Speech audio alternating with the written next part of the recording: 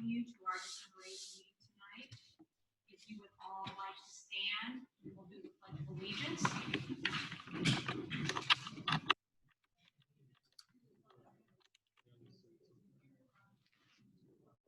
Stands one nation under God, indivisible, with liberty and justice for all. Please remain standing for 10 seconds of silence.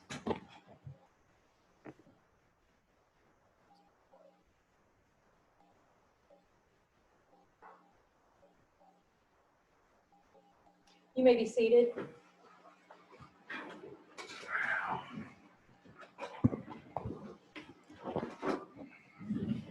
As we welcome you in person at this virtual Indian Rocks Beach City Commission meeting, which is convening pursuant to the executive orders issued by the Office of Governor Ron DeSantis, allowing local government bodies to conduct meetings of their governing boards without having a quorum of its members present physically or at any specific location, and utilizing communication media technology such as telephonic or video conferencing as provided by Section 120.54 5B2 Florida statute. At this time, I'm going to have Matt introduce himself and begin our meeting, and then once you have finished, Matt, we'll do the roll call. Good afternoon. I'm going to ask that when the City Clerk, Deanna Riley, calling each member of the Indian Rocks Beach Commission, that you individually confirm that you're here, are able to hear us, and can respond. Please note that everyone but the Commission chambers is currently on mute.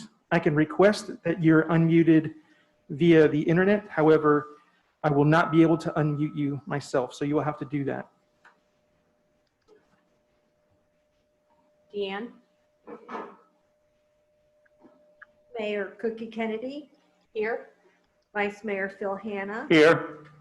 Commissioner Diane Flagg, who is appearing virtually today, Here. Commissioner Edward Hoofnagel, Here. Commissioner Joe McCall. Here. The members of the City Commission are here and accounted for.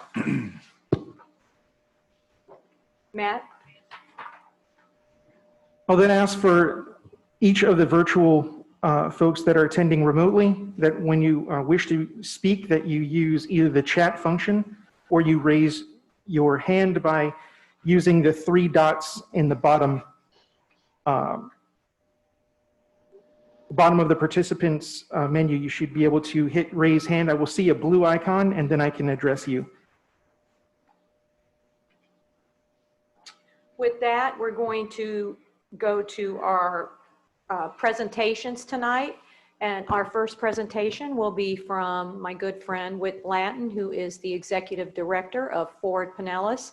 And if you want to come forward, Whit, Whit's going to tell you a little bit about the legislative agenda coming up.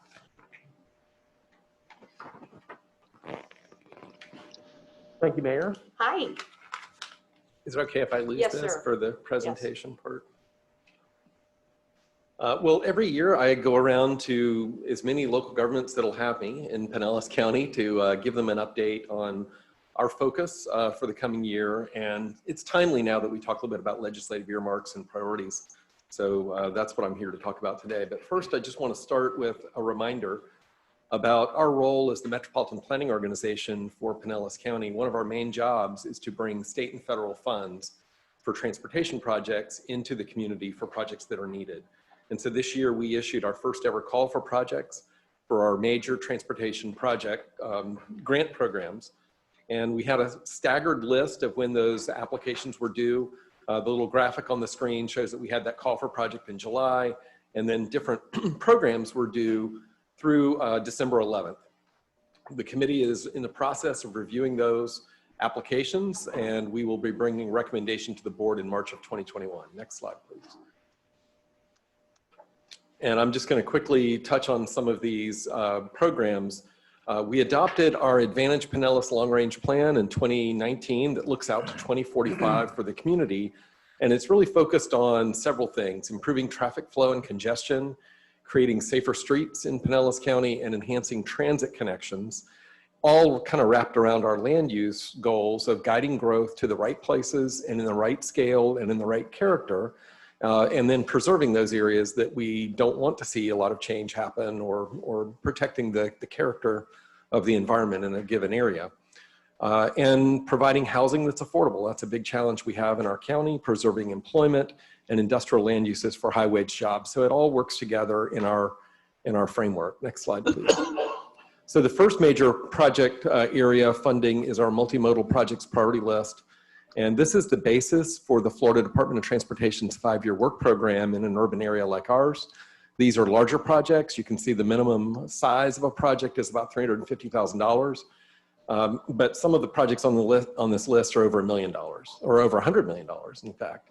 And we've limited to only 3 applications per local government. Several years ago, one of our larger cities submitted about 10, and we want to make sure they're geographically balanced.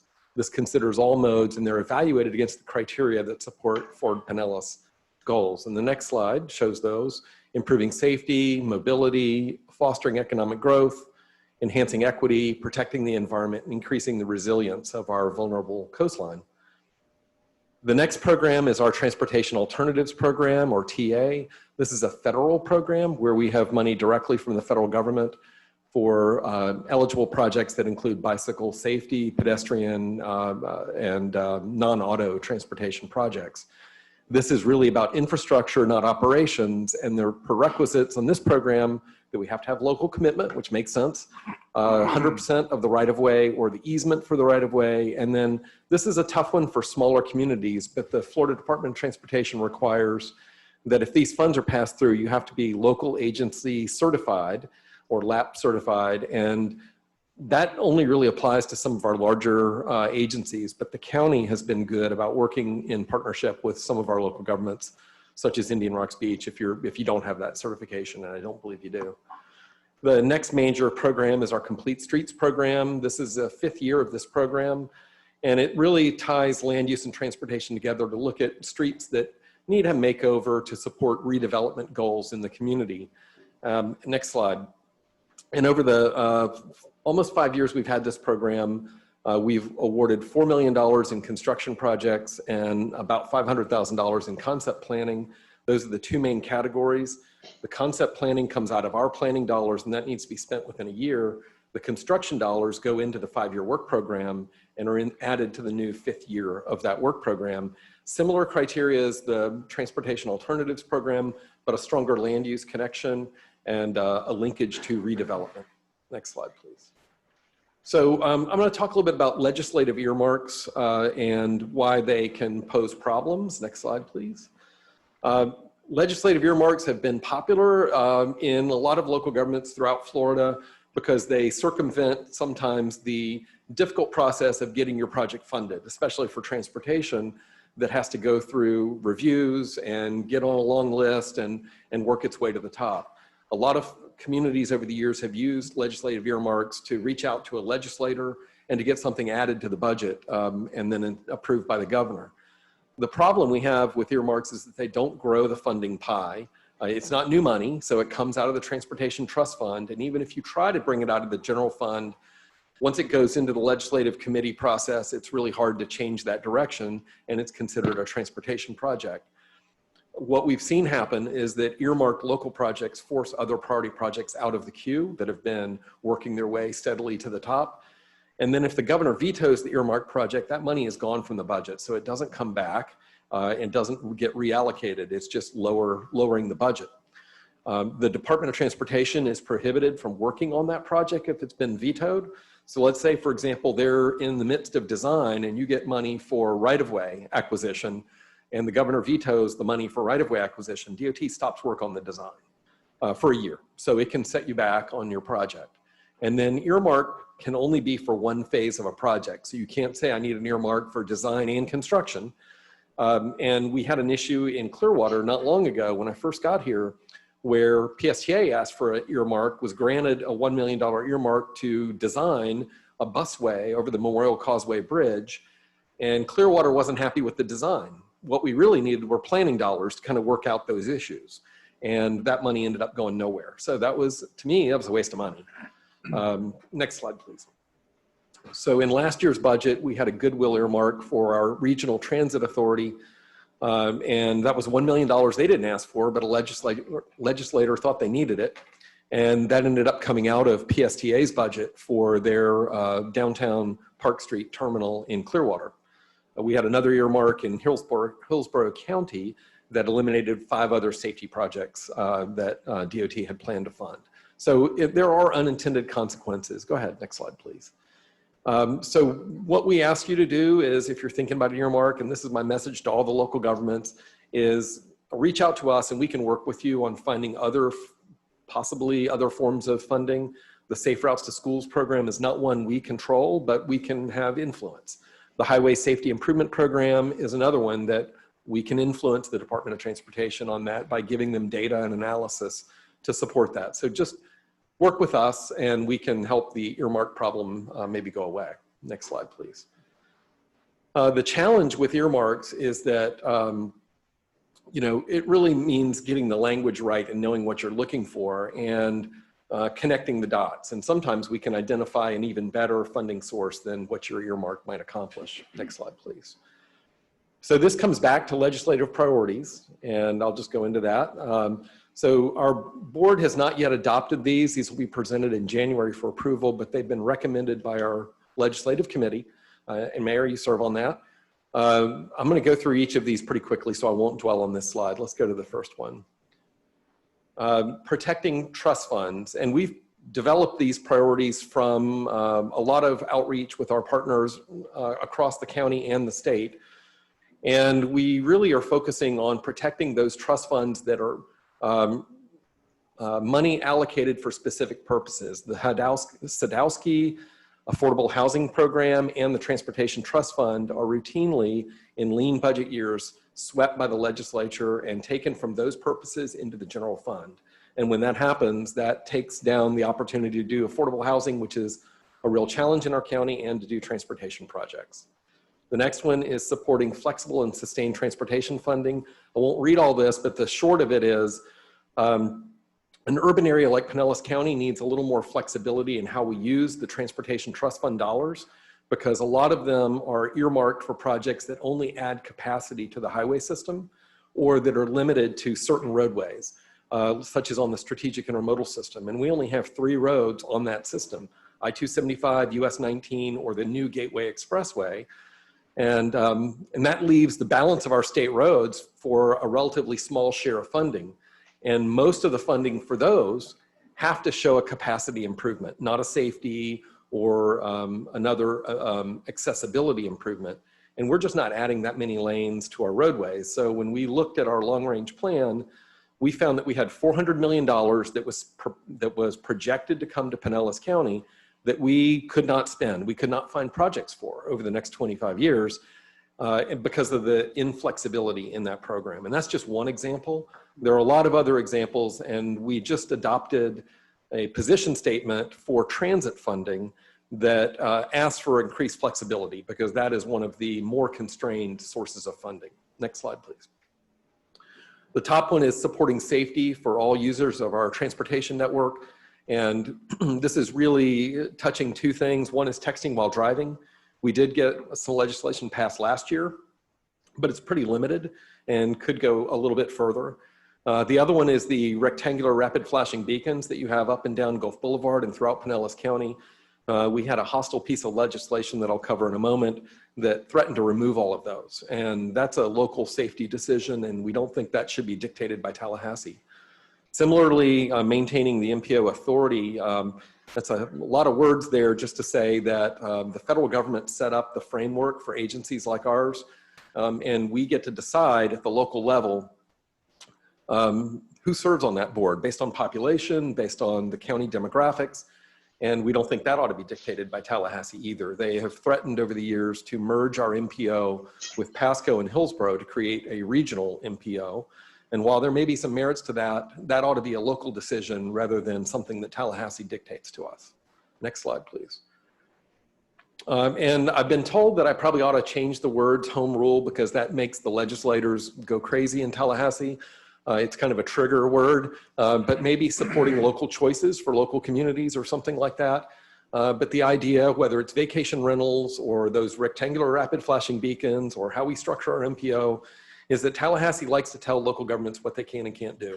sometimes because of one bad case in one city out of 400 across the state. And they ignore all the good things that are happening, but then they pass a blanket piece of legislation that affects everybody. So we really want to send that message that local communities know what's best for them. They operate within the law by and large. And I don't think there's any real bad cases of malfeasance. So let's not legislate by your hip pocket of identifying one bad apple and saying everybody else gets thrown out too. Amen. You say it a lot better than I do. You got a lot more passion in you about those issues. Supporting state and federal assistance with addressing the effects of COVID-19. This covers a lot of things, but most notably at the federal level is the CARES Act. That program funding is running out. Congress is talking about some renewals, but also it's very cumbersome to get through that process and get the funding. So folks who are hoping to get the money by December needed to really apply back in October. And so we also recognize that meetings like this that can be held virtually in the time of an emergency, it would be nice to have some additional flexibility to have virtual meetings held under different circumstances, because the participation levels we've seen has been fantastic.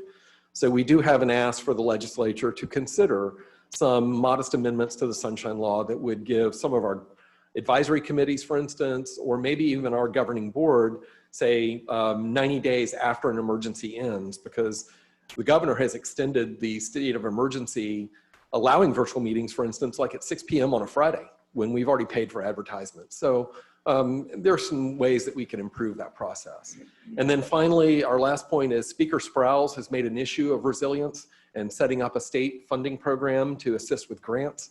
We think that's a great idea. Resilience is a huge issue in our region, and we just want to see that effort go forward. Florida has been really kind of lagging on the resilience front over the last 8 years, really.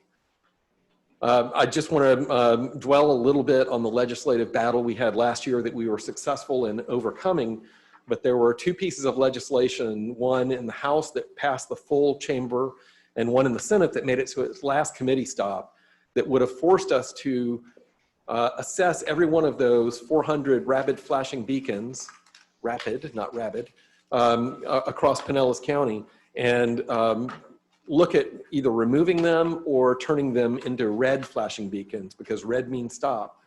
While that may be intuitive, these are governed by the Federal Highway Administration, and there's a different device for making them red. And if you drive on Park Boulevard going towards Pinellas Park, those devices have just been installed, and they force traffic to come to a complete stop until the time cycle ends, and then they can go.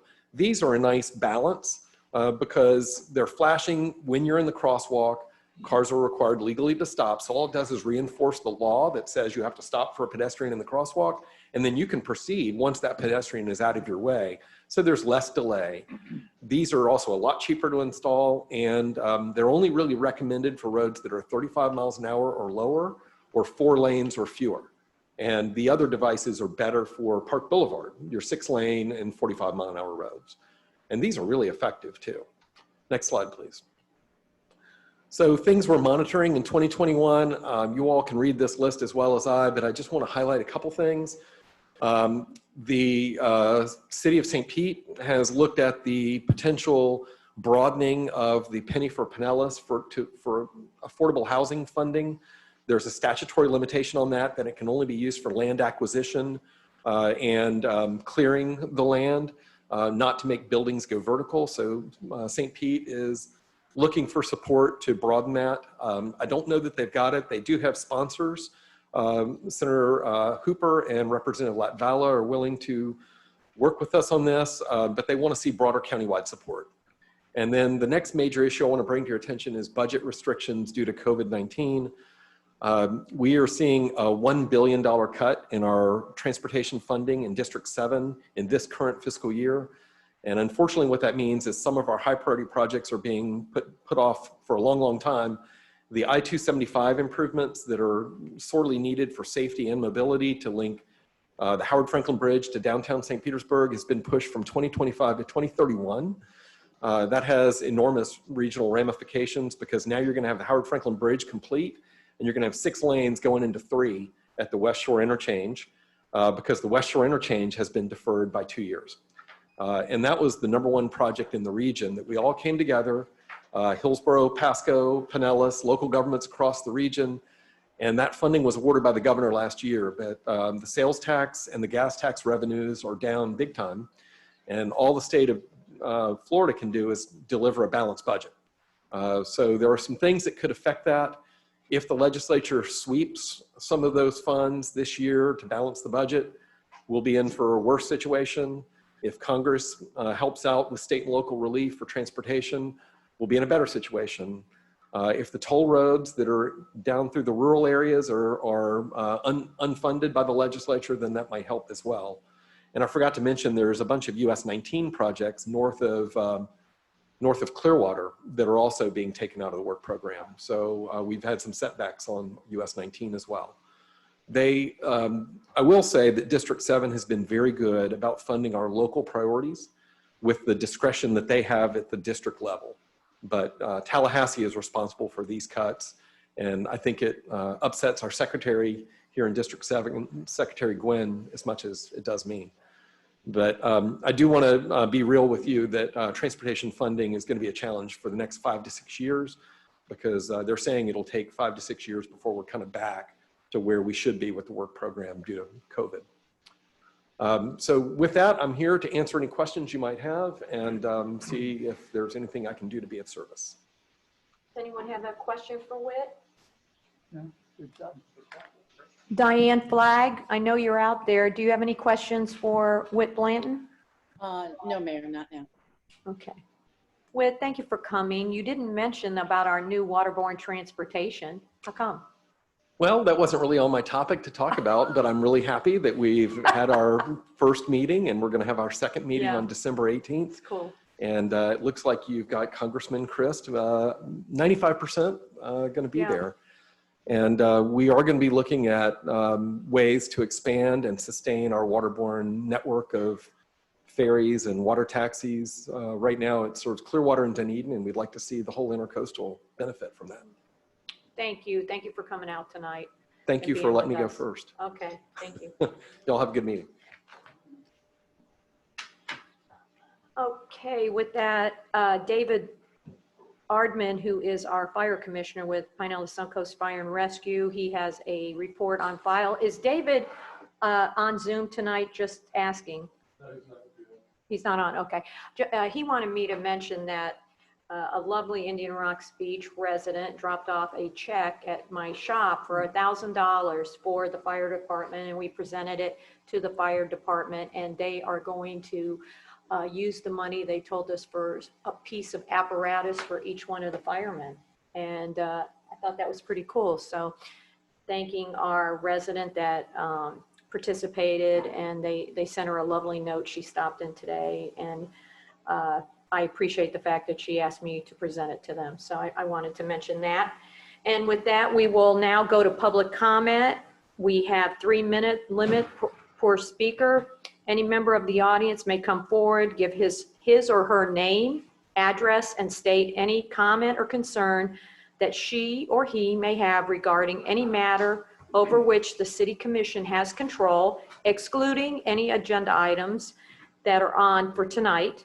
All statements made to the City Commission shall be made to the City Commission as a whole, not directed to any City Commission member, and no personal or slanderous remarks shall be permitted. No speaker shall be interrupted, and no debate shall take place between the speakers and the City Commission. And with that, hi Nancy, you are our first speaker tonight. Hi, Nancy Obarski, 708 Beach Trail, number B, Indian Rocks. The single most important issue facing Indian Rocks Beach right now is getting beach renourishment for 2024. The Army Corps of Engineers is requiring 100% of 461 beachfront owners to give up rights to the land that we own beyond our seawall out to the erosion control line. For me, that's about 25 feet. Less than half have signed. It's 47.5% as of this morning, to be precise, and that's after multiple requests.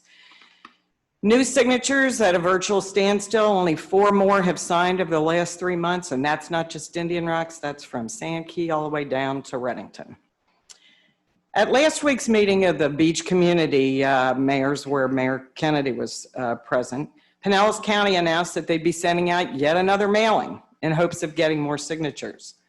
I just can't imagine why anyone in their right mind would spend more taxpayer money on paper, ink, and postage when they have to get from 47.5% to 100% before we get any sand. And the bigger question for you as a commission is, how will you justify not trying to stop the county from fleecing more of our beachfront owners out of their property rights at this juncture, knowing full well, right now as we stand here, there is zero chance that we're going to get 100% of those signatures.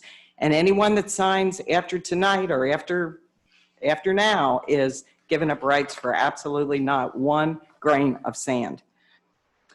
Unfortunately, I think Charlie Crist's argument in his recent letter pleading our case to the Army Corps wasn't really that helpful. He hung his hat on the argument that the Corps shouldn't be asking us for easements for areas that they're not going to put any sand in 2024. Unfortunately, those of us that have been involved in this issue pretty heavily since 2017 know that the Army Corps has already debunked that. They don't care about rights for 2024. They're more concerned about a catastrophic event.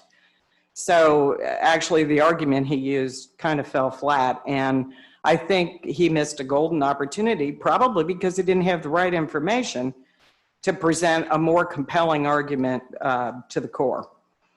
I have 6 copies of an article I'm going to leave called "The Army Corps of Engineers Has Become a Rogue Agency." And I'm hoping that when you read this, you'll see that it's not the beachfront owners that are the bad guys here. And we quite honestly have been portrayed that way. It seems the Corps spends more time fighting lawsuits and with all their overreach than they do building bridges these days. Lately, I've recently seen an inkling, especially at the county level, for some pushback finally against the Army Corps, which is encouraging. But I fear this change of focus may be too late now that the Army Corps woke up last week and decided that the deadline is no longer spring of 2021. It's the end of this year in a few weeks. So we all want the same thing, sand, but it's time to acknowledge that getting more signatures isn't the means to the end. Thank you. Anyone else who'd like to come up at this time?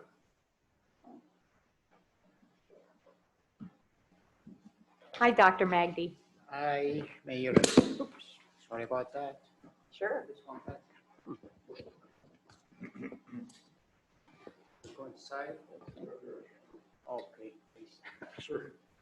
I was trying to raise it a little bit. Thank you. Good evening. Dr. Magdi Abdulhamid, 101 Rush. I'm here tonight to talk to you about the IRB pickleball courts and the playing time that we currently have. Since last March, and due to COVID, following the shutdown of all the pickleball indoor facilities around us, the number of pickleball players that really start descending on our outdoor, lovely outdoor courts increased a lot. It became very difficult for IRB residents like myself, my wife, and others who also are the taxpayers here to really have some quality playing time. As you know, pickleball is one of the most growing sports among seniors and also young players as well. So the problem is really getting even worse these days with the arrival of snowbirds. We definitely welcome them. Many of them are our friends, but they add a burden on the courts. If you drive by the courts in the morning, especially in the morning, you will always see 20 to 30 players sitting around waiting for playing time. During COVID, it's a problem, of course, because they can't maintain social distance. But other than that, there is also the waiting time. You could be waiting for 40 to 50 minutes to play a game of 5 minutes. That was not the case last year and the year before. So we need to find a solution. I can offer you multiple options. Some people would like to limit the court to be used by IRB residents only, or IRB residents and a couple of guests. Another option that I like to offer to you is to assign some dedicated time only on Monday and Thursday, only 2 days a week. Assign some dedicated time between 4 to 6 p.m. in winter and 5 to 7 p.m. in summer, so a smaller group of IRB women and men can enjoy this game without much interruption from outside players. A third option could be to look at increasing the number of the dedicated pickleball courts. We have 2 dedicated pickleball courts, and we have 2 courts on the tennis courts, lined on the tennis courts. However, if you look around, you will see people only want to play on the dedicated courts. They don't want to be chasing balls. If you play on the open tennis courts, you have to chase balls a lot. So I'm asking the city to consider to increase the number of dedicated pickleball courts by taking one of the 2 tennis courts. We can easily and with minimum cost switch them to 3 pickleball courts side by side, separate them by a little fence. And I can be more than happy to talk to you more about it and to our city manager about it at definitely a later time. Some people will say that will increase the number of players attracted to our courts. Yes, it will. But if you have 5 courts, the turnaround of games will be very quick. You will have more people playing and less waiting time for each one to play a game. This is the case if you go up north to Norwood and Clearwater. They have 6 courts and they have over 50 players, but you don't feel that you are waiting too long because people go in and out and turn over the courts very quickly.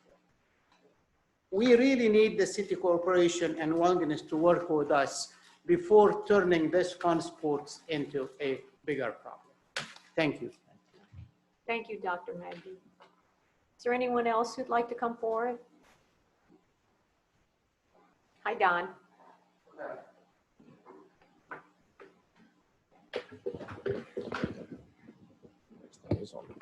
On House 2104 Beach Trail.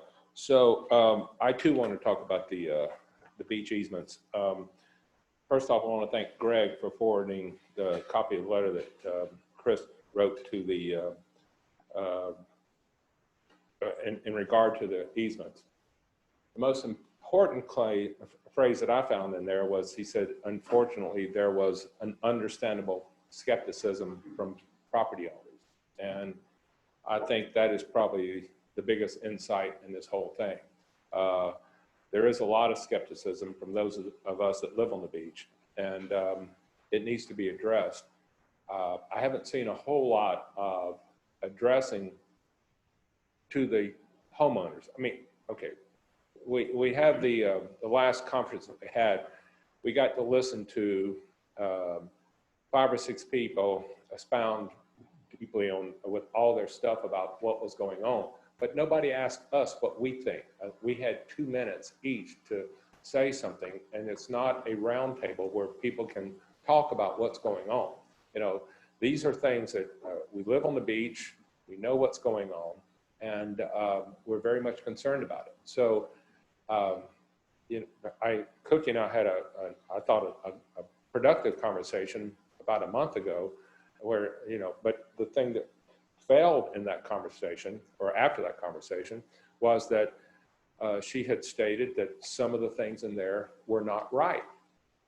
I don't know, you know, I know that there was a couple of things in there that I didn't personally agree with, but they were not legal issues. They were thoughts about living on the beach.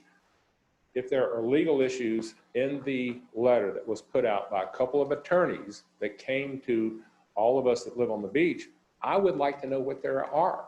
I saw a quote from someone that worked at the county that said the same thing, that somebody was putting out negative, a derogatory letter about it. Well, what's negative? I I mean, negative is a different point of view. If it's legally wrong, fine.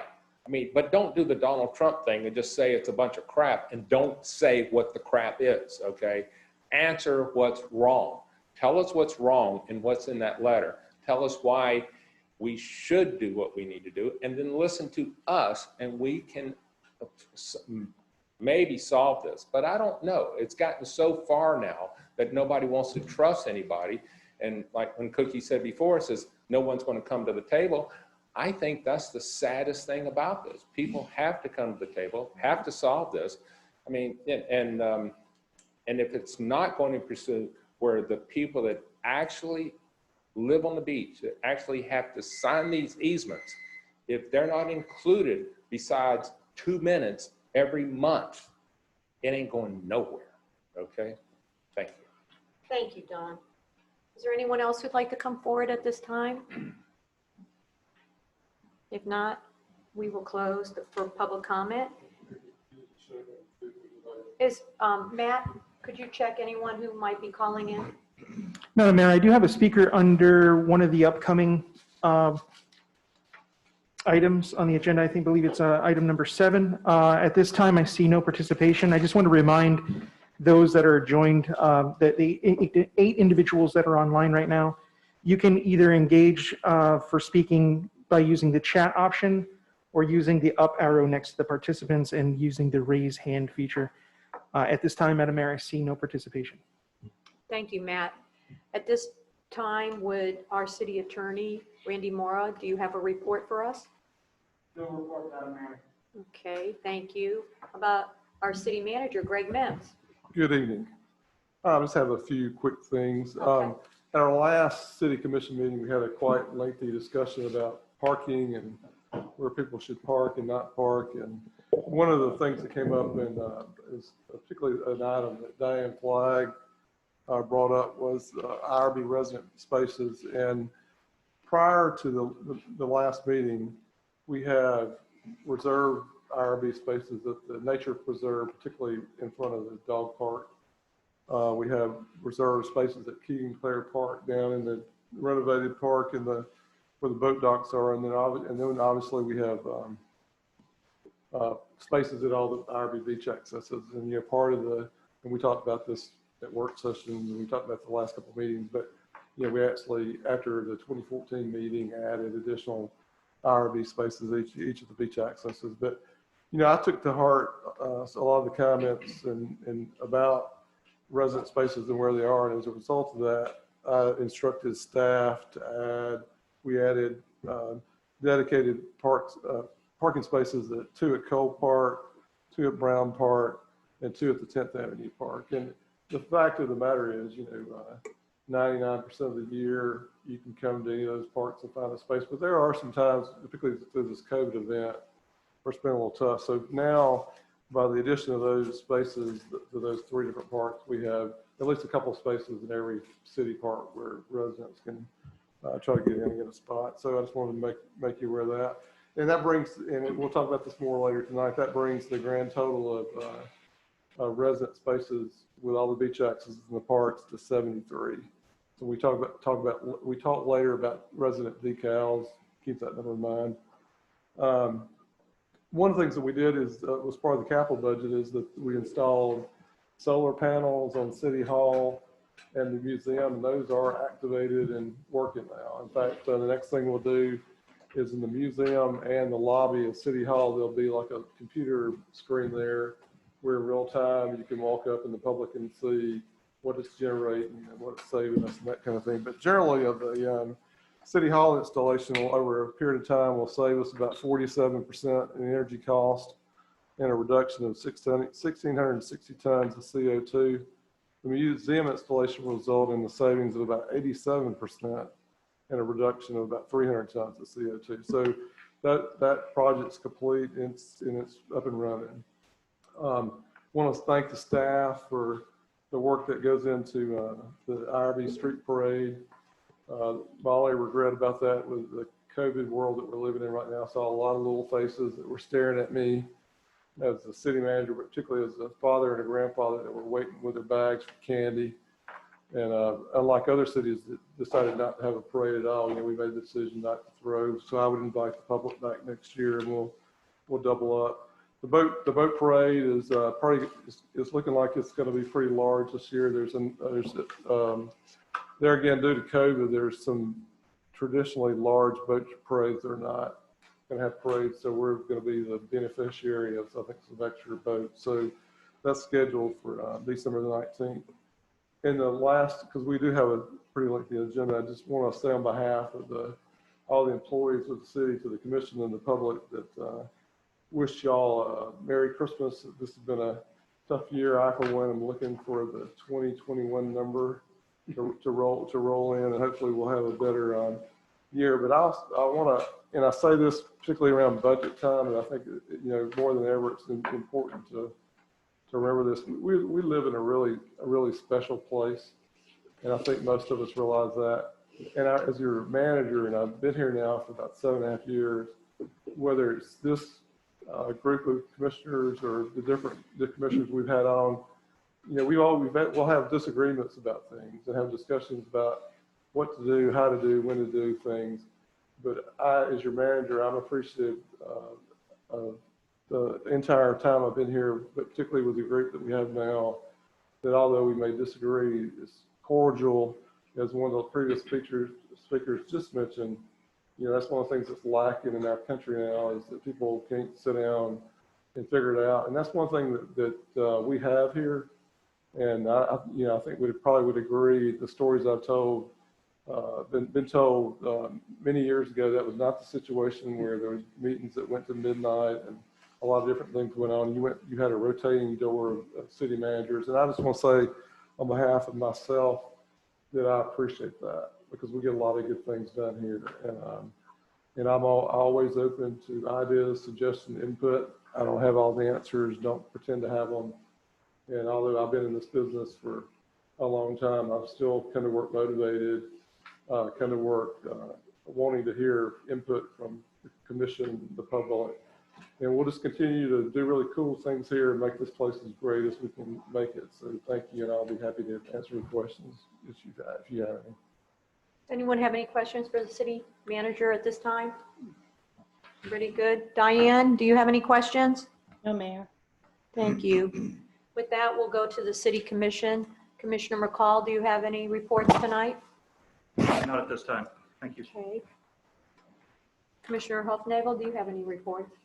With respect to the beach sand, I think we will never get agreement on the easements. And I think those of you who are grappling with that should realize that the Army Corps of Engineers does not want to encourage development on seaside areas. And if you find their actions to be overwhelming and in some ways discouraging, I think it's by design and strategy. I don't think it's coincidental.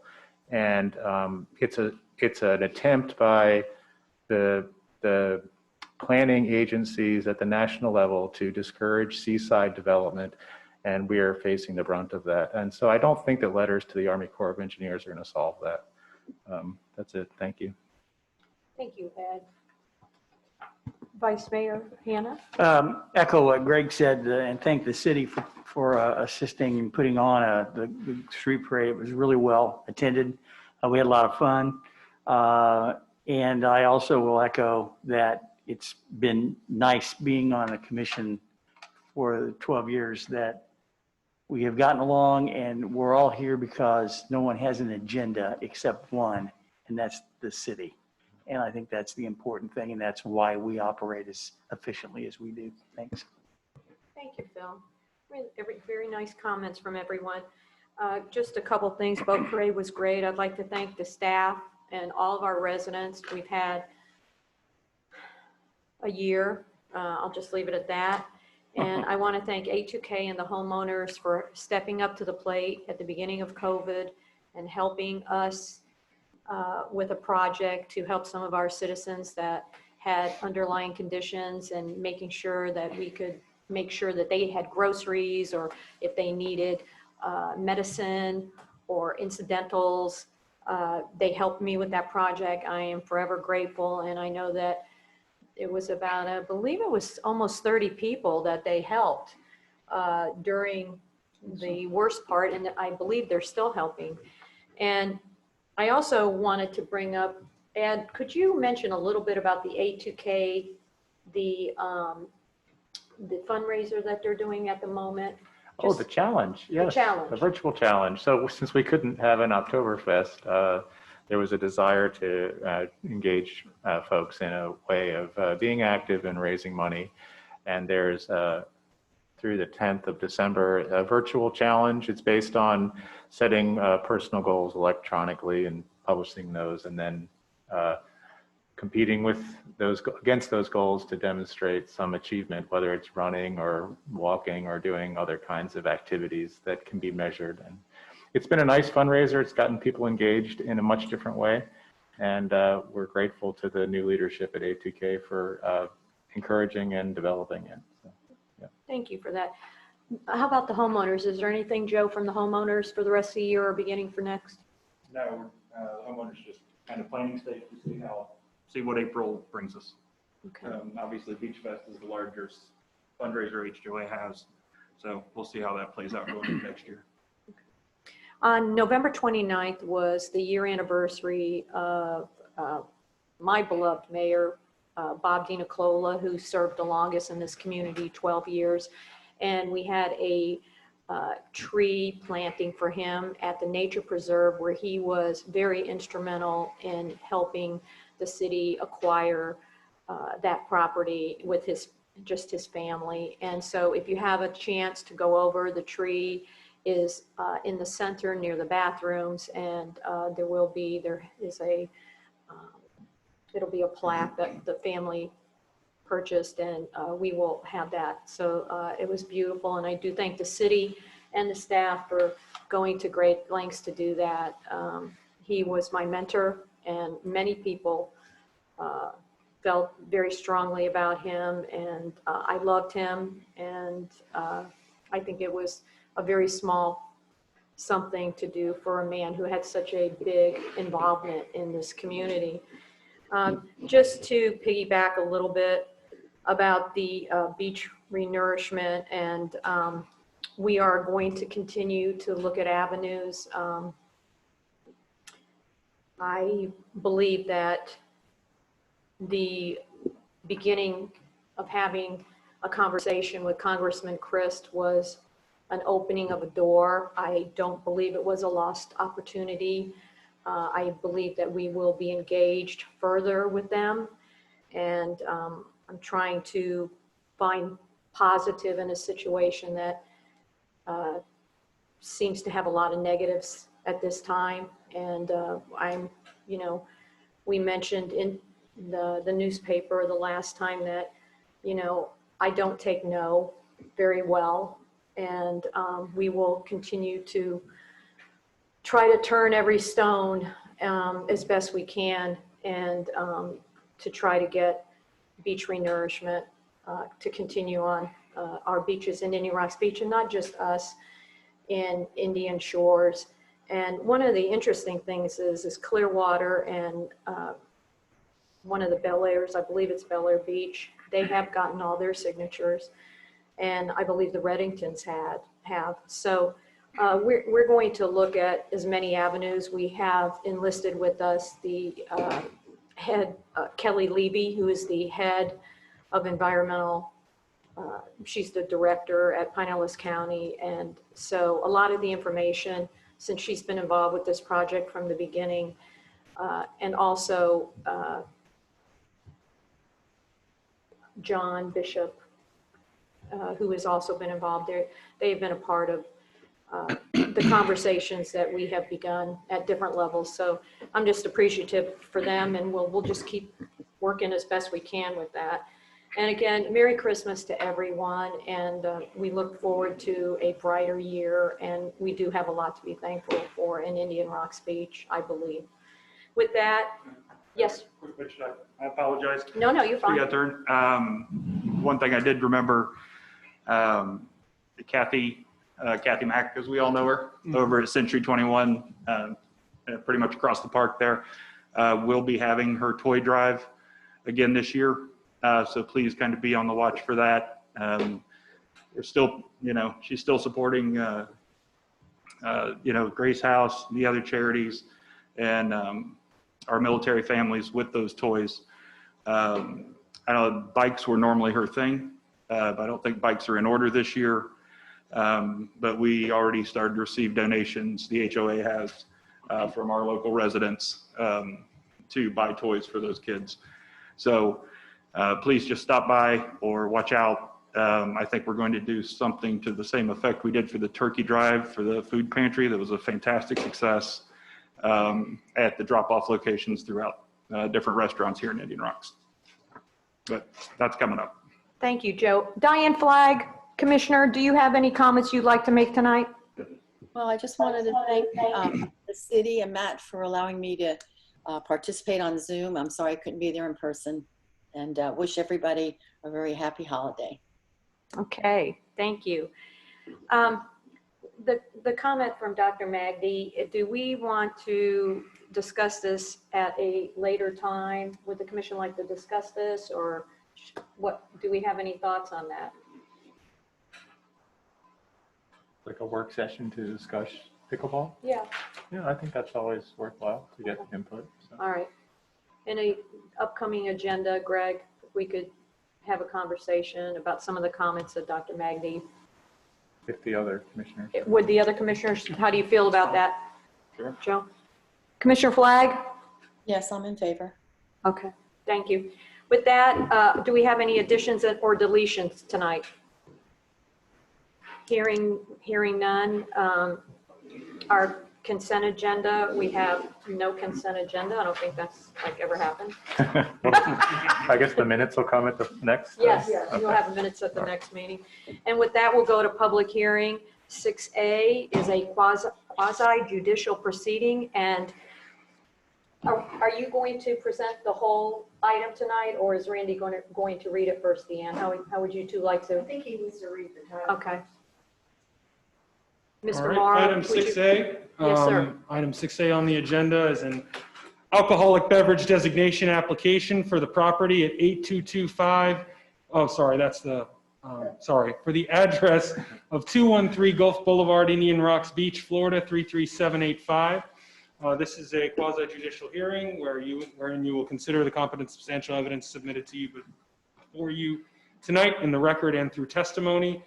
Before we begin, has any member of this body had any ex parte communications with the applicant? That is, you've talked to the applicant outside of this meeting about the relief requested herein? No. No. No. No. Thank you. Let the record reflect all have responded in the negative. Has anybody here conducted a site visit for the limited purpose of evaluating the application before you this evening? This does not include driving by incidentally in a small community and peering out the window, but more specifically, doing some investigative effort. No. No. No. No. Like to all have responded in the negative. Before we will proceed, will anybody who intends to offer any testimony on this matter, please stand and raise your right hand. Do you swear or affirm the testimony? Do you swear or affirm the testimony you are going to give this evening is the truth, the whole truth, and nothing but the truth? Yes. Thank you very much. With that, Madam Clerk. This is an application for a 4 COP SFS, which is the sale of beer, wine, and liquor on premises and off premises for the location at 213 Gulf Boulevard, which is the old location of Aqua Prime. And excuse me if I don't pronounce your last name right. Nicholas Rapsardi? Close enough. He is the primary, he is the one that the alcoholic beverage will be, the name will be in. They have entered into a commercial lease with Aqua Prime Real Estate LLC. The surrounding, the businesses, the surrounding zoning is the business on the east side of Gulf Boulevard with CT Commercial Tours on the west side of Gulf Boulevard. There's a single-story masonry building on the property, including an outside bar and patio area. The property is located within the Business District Triangle Overlay Zone. VIP, the establishment will be called VIP IRB Mexican American Cuisine. Will have 110 interior seats and 40 exterior seats and 52 parking places. It has determined by the planning consultant that the application complies with Chapter 6 alcoholic beverages. A review of the application by the Pinellas County Sheriff's Office per records maintained within the Pinellas County Sheriff's Office shows a criminal record for Nicholas Rapsari. One is a DUI and one is reckless driving. If this is approved, staff recommends that the following statement be added with the following stipulation: repeated or intermittent nuisance activities and/or unlawful noise levels originating from the establishment or the parking area may result in the revocation of the alcoholic beverage designation. As you see on the site plan in their application,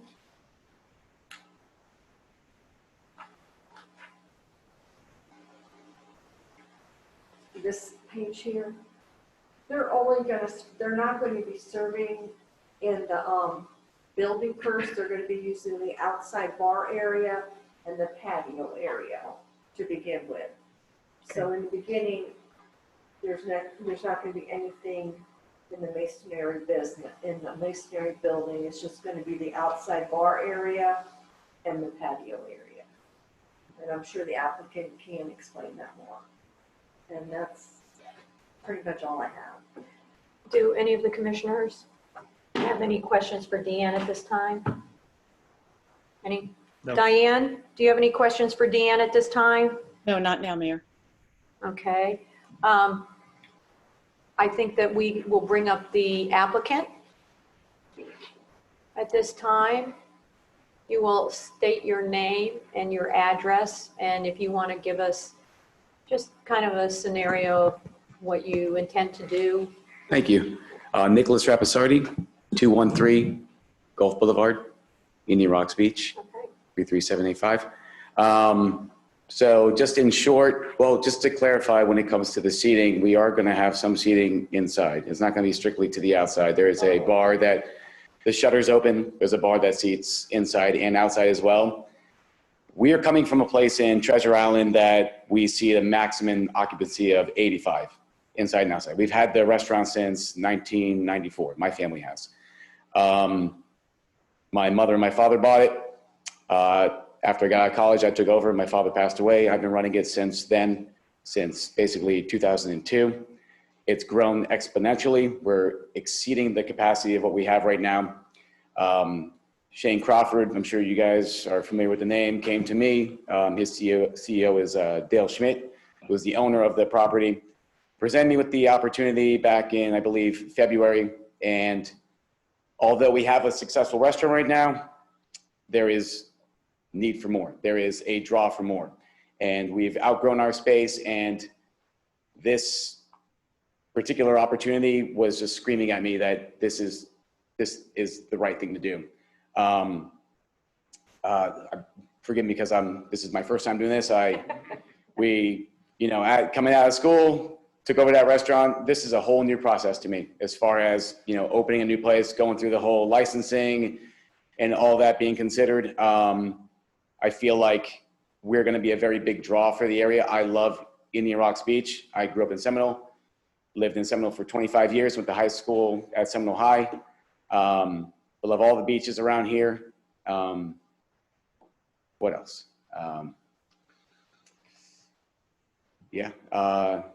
That's good. When were you thinking that? I think you said maybe March. We would hope March at the very latest. If we can get all the staffing and everything goes well as far as licensing, obviously what we're doing here today, everything falls into place correctly, we would like to be able to open in February. Probably March at the very latest would be the most feasible idea. We have affordable food, huge portions, a very different array of things than any other place offers when it comes to Mexican cuisine or American cuisine. We pride ourselves on what we do there. Really looking forward to being a part of this. Is there any of the commissioners, do you have any questions at this time for Nick?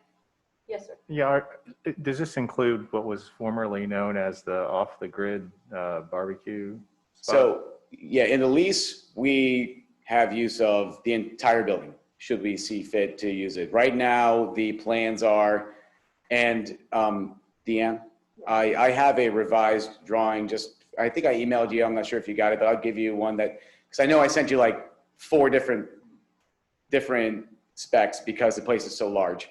I try to compact it into one, and I can give you that before I leave, kind of expanding what we plan on using. Eventually, we would love to be able to expand into the entire restaurant, but if you really count the spots in there, like the seats, you're looking at upwards of 250 seats.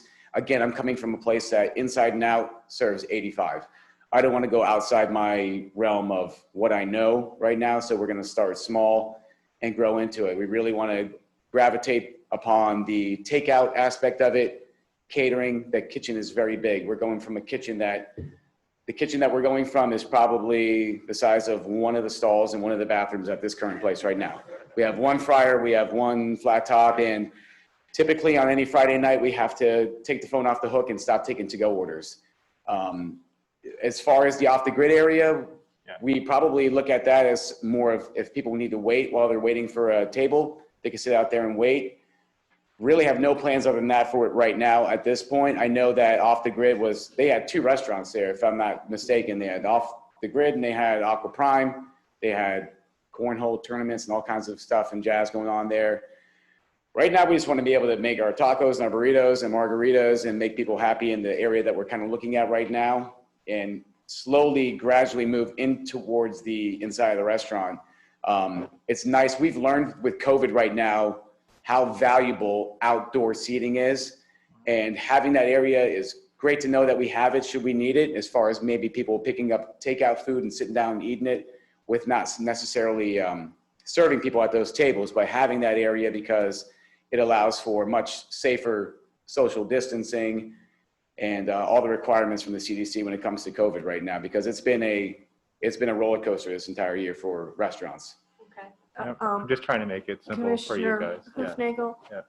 that piece of property where Off the Grid was is Yes. not part of this application. That is a different address. And that address was not included within this application.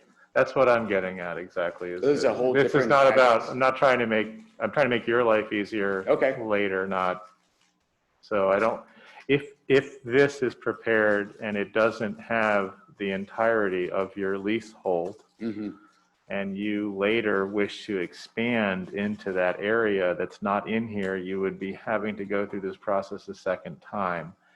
I don't know how that translates into the state licensing either, but you. So you're saying there's an entirely different address for the Off the Grid portion of it? Yes, has a different legal. Your leasehold may have that in it, but this application as it presently is written does not include that.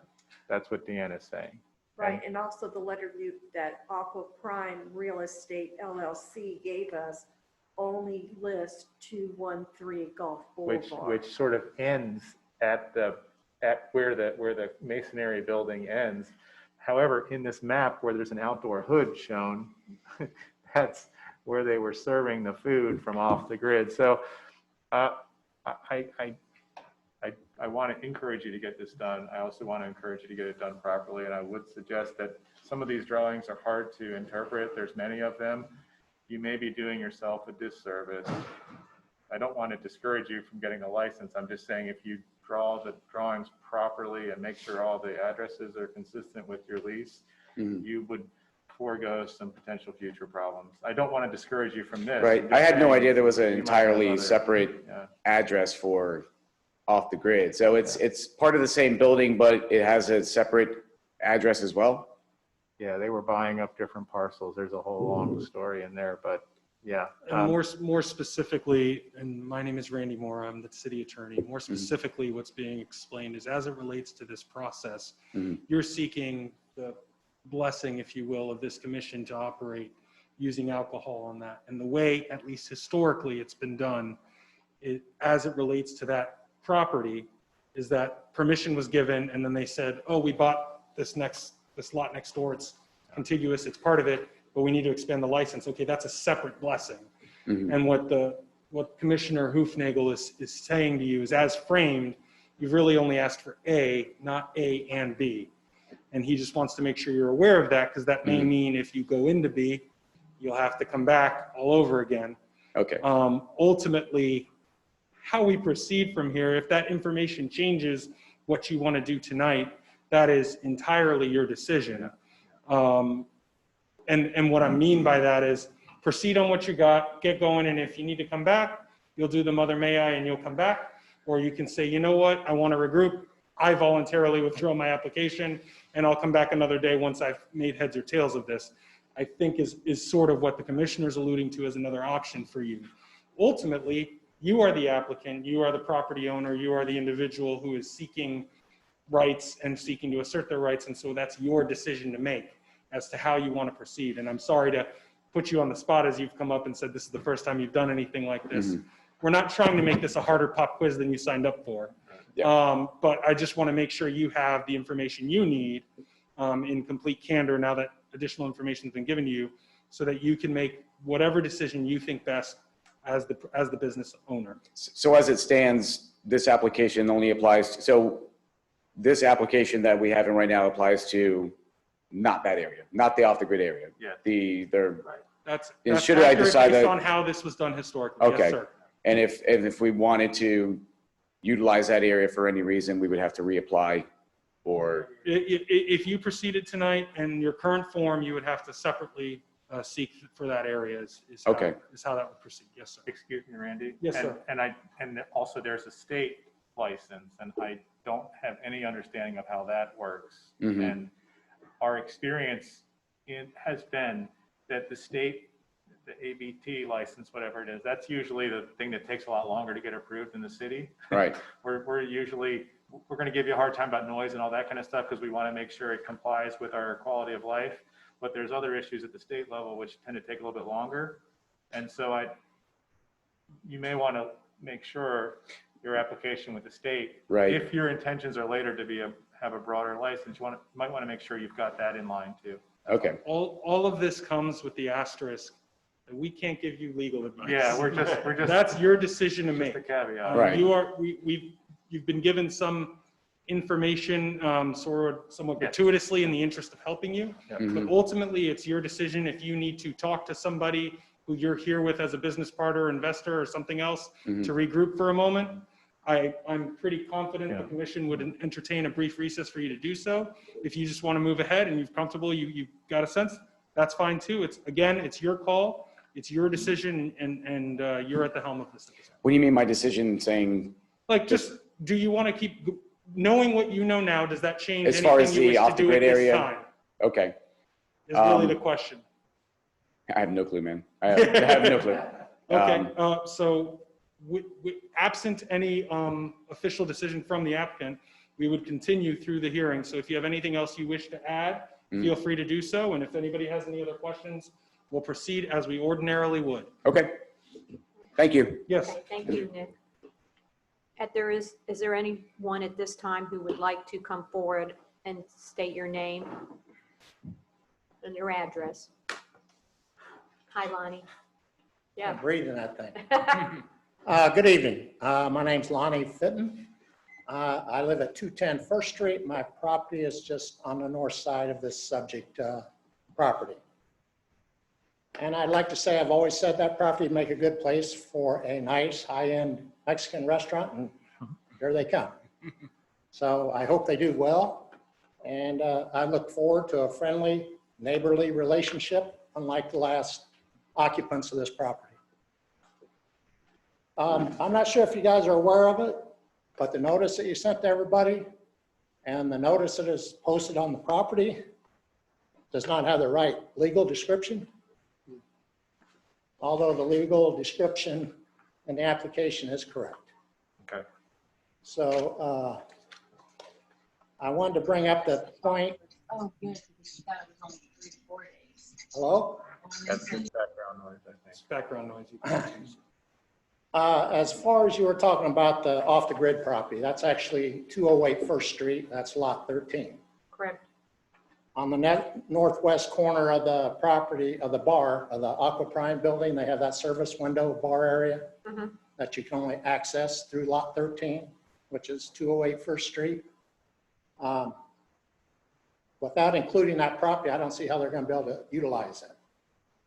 Because you can only go to that window by accessing 208 First Street property. They'll have to figure that out.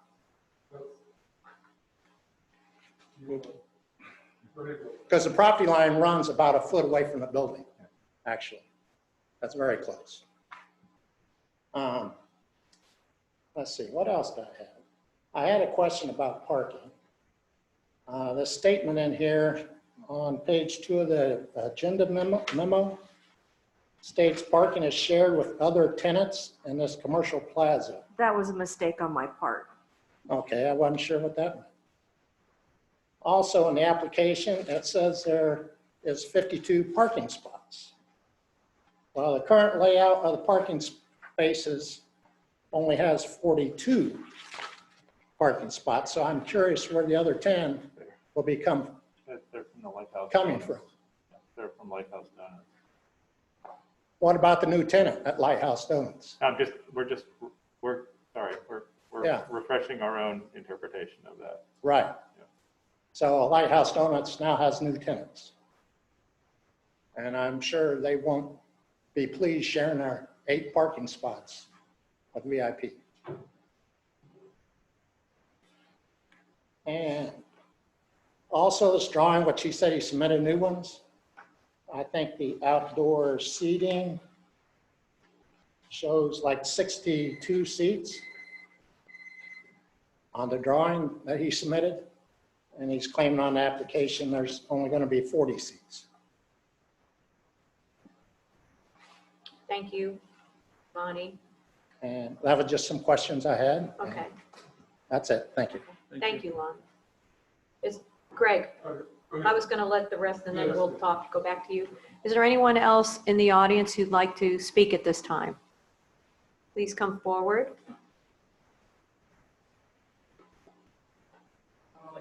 So I can take my mask off. That's okay.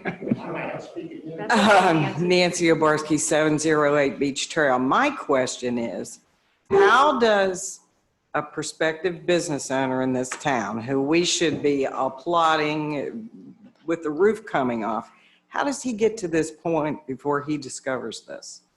I mean, isn't there a process by which the city sits down with an applicant like this, looks at his lease, says, oh, wait a minute, you got this and this in your lease, but your application, we don't have anybody that does that. So that this, I don't know how long it took him to get on this agenda, but now if he decides not to move forward with what is obviously incorrect, he's got to come back, get back on the agenda. It affects him in terms of money. So, you know, and in my time in Indian Rocks Beach, I can't tell you the amount of times I've seen this happen. I mean, we really need to get it straight internally so that when somebody comes in for an application, there's a checklist. Somebody goes through and says, hey, wait a minute, pal, your stuff doesn't match up, so that he doesn't wait and come all the way in here and get this. I mean, it's kind of aggravating to see it happen over and over again, and nobody ever puts a system in that heads it off. So thank you. Thank you, Nancy. Is there anyone who'd like to come for or against this? If not, I am going to close the public hearing. Greg, I'm going to give you, is there anyone on Zoom, Matt, that would like to speak on this application? Madam Mayor, I have queried and there is no participation at this time. Thank you. Thank you. Yeah, just a couple things on here. The access to the side door that was referenced earlier, they don't need a liquor license to go across property to access the door. Okay. If they're not operating, they can get there. Second thing is, they meet the parking requirements. In fact, they will be sharing some parking because the restaurant that's going in the, what used to be the donut shop, they're going to only be open like for breakfast and lunch. And that was the same arrangement they had before. Okay. The third thing is the comment that was just made about somebody getting their act together. And I don't know, maybe I can talk to the speaker later about other examples. I'd like to know what those are. But if you look at the applicant's packet, every drawing only shows improvements on or where their activities are going to be on the property that we listed per their application on the legal notices and all that. Yes. So until tonight, when there was a reference made about what are you going to do with the barbecue property, that's hadn't been brought up to us. Okay. So we're basing our review on what they submitted. And as Randy mentioned, and as the applicant mentioned, if his business grows, and we hope it does, so Michelle and I don't have to drive to Treasure Island and get a VIP anymore. Hopefully, and they can come back and rectify that. But let's lay aside any mistaken comment that there's errors. There may be things referenced to Lonnie mentioned the sign. I'll go about the sign. We'll look at the sign. But as far as the application and what we acted on, and this process is led by the city clerk, there's no arrows here. Because you can flip through your own packet and see that what we reviewed was what he asked for. And we will gracefully accommodate him because we know he's going to grow.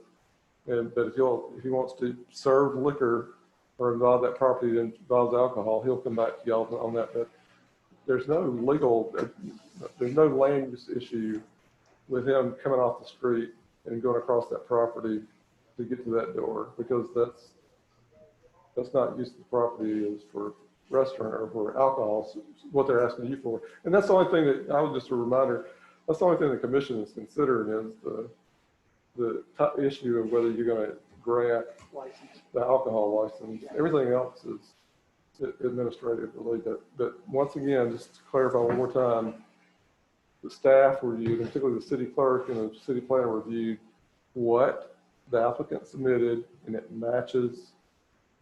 If you look at the drawings, it matches. The issue of the barbecue site came up tonight, not in his application. Thank you, Greg. Do any of the commissioners have any comments that they'd like to make? I do. I want it, and I think it's true. It did come up tonight because that's our role as a deliberative body in a quasi-judicial setting, is to make sure we're looking at the facts and circumstances in approving a license.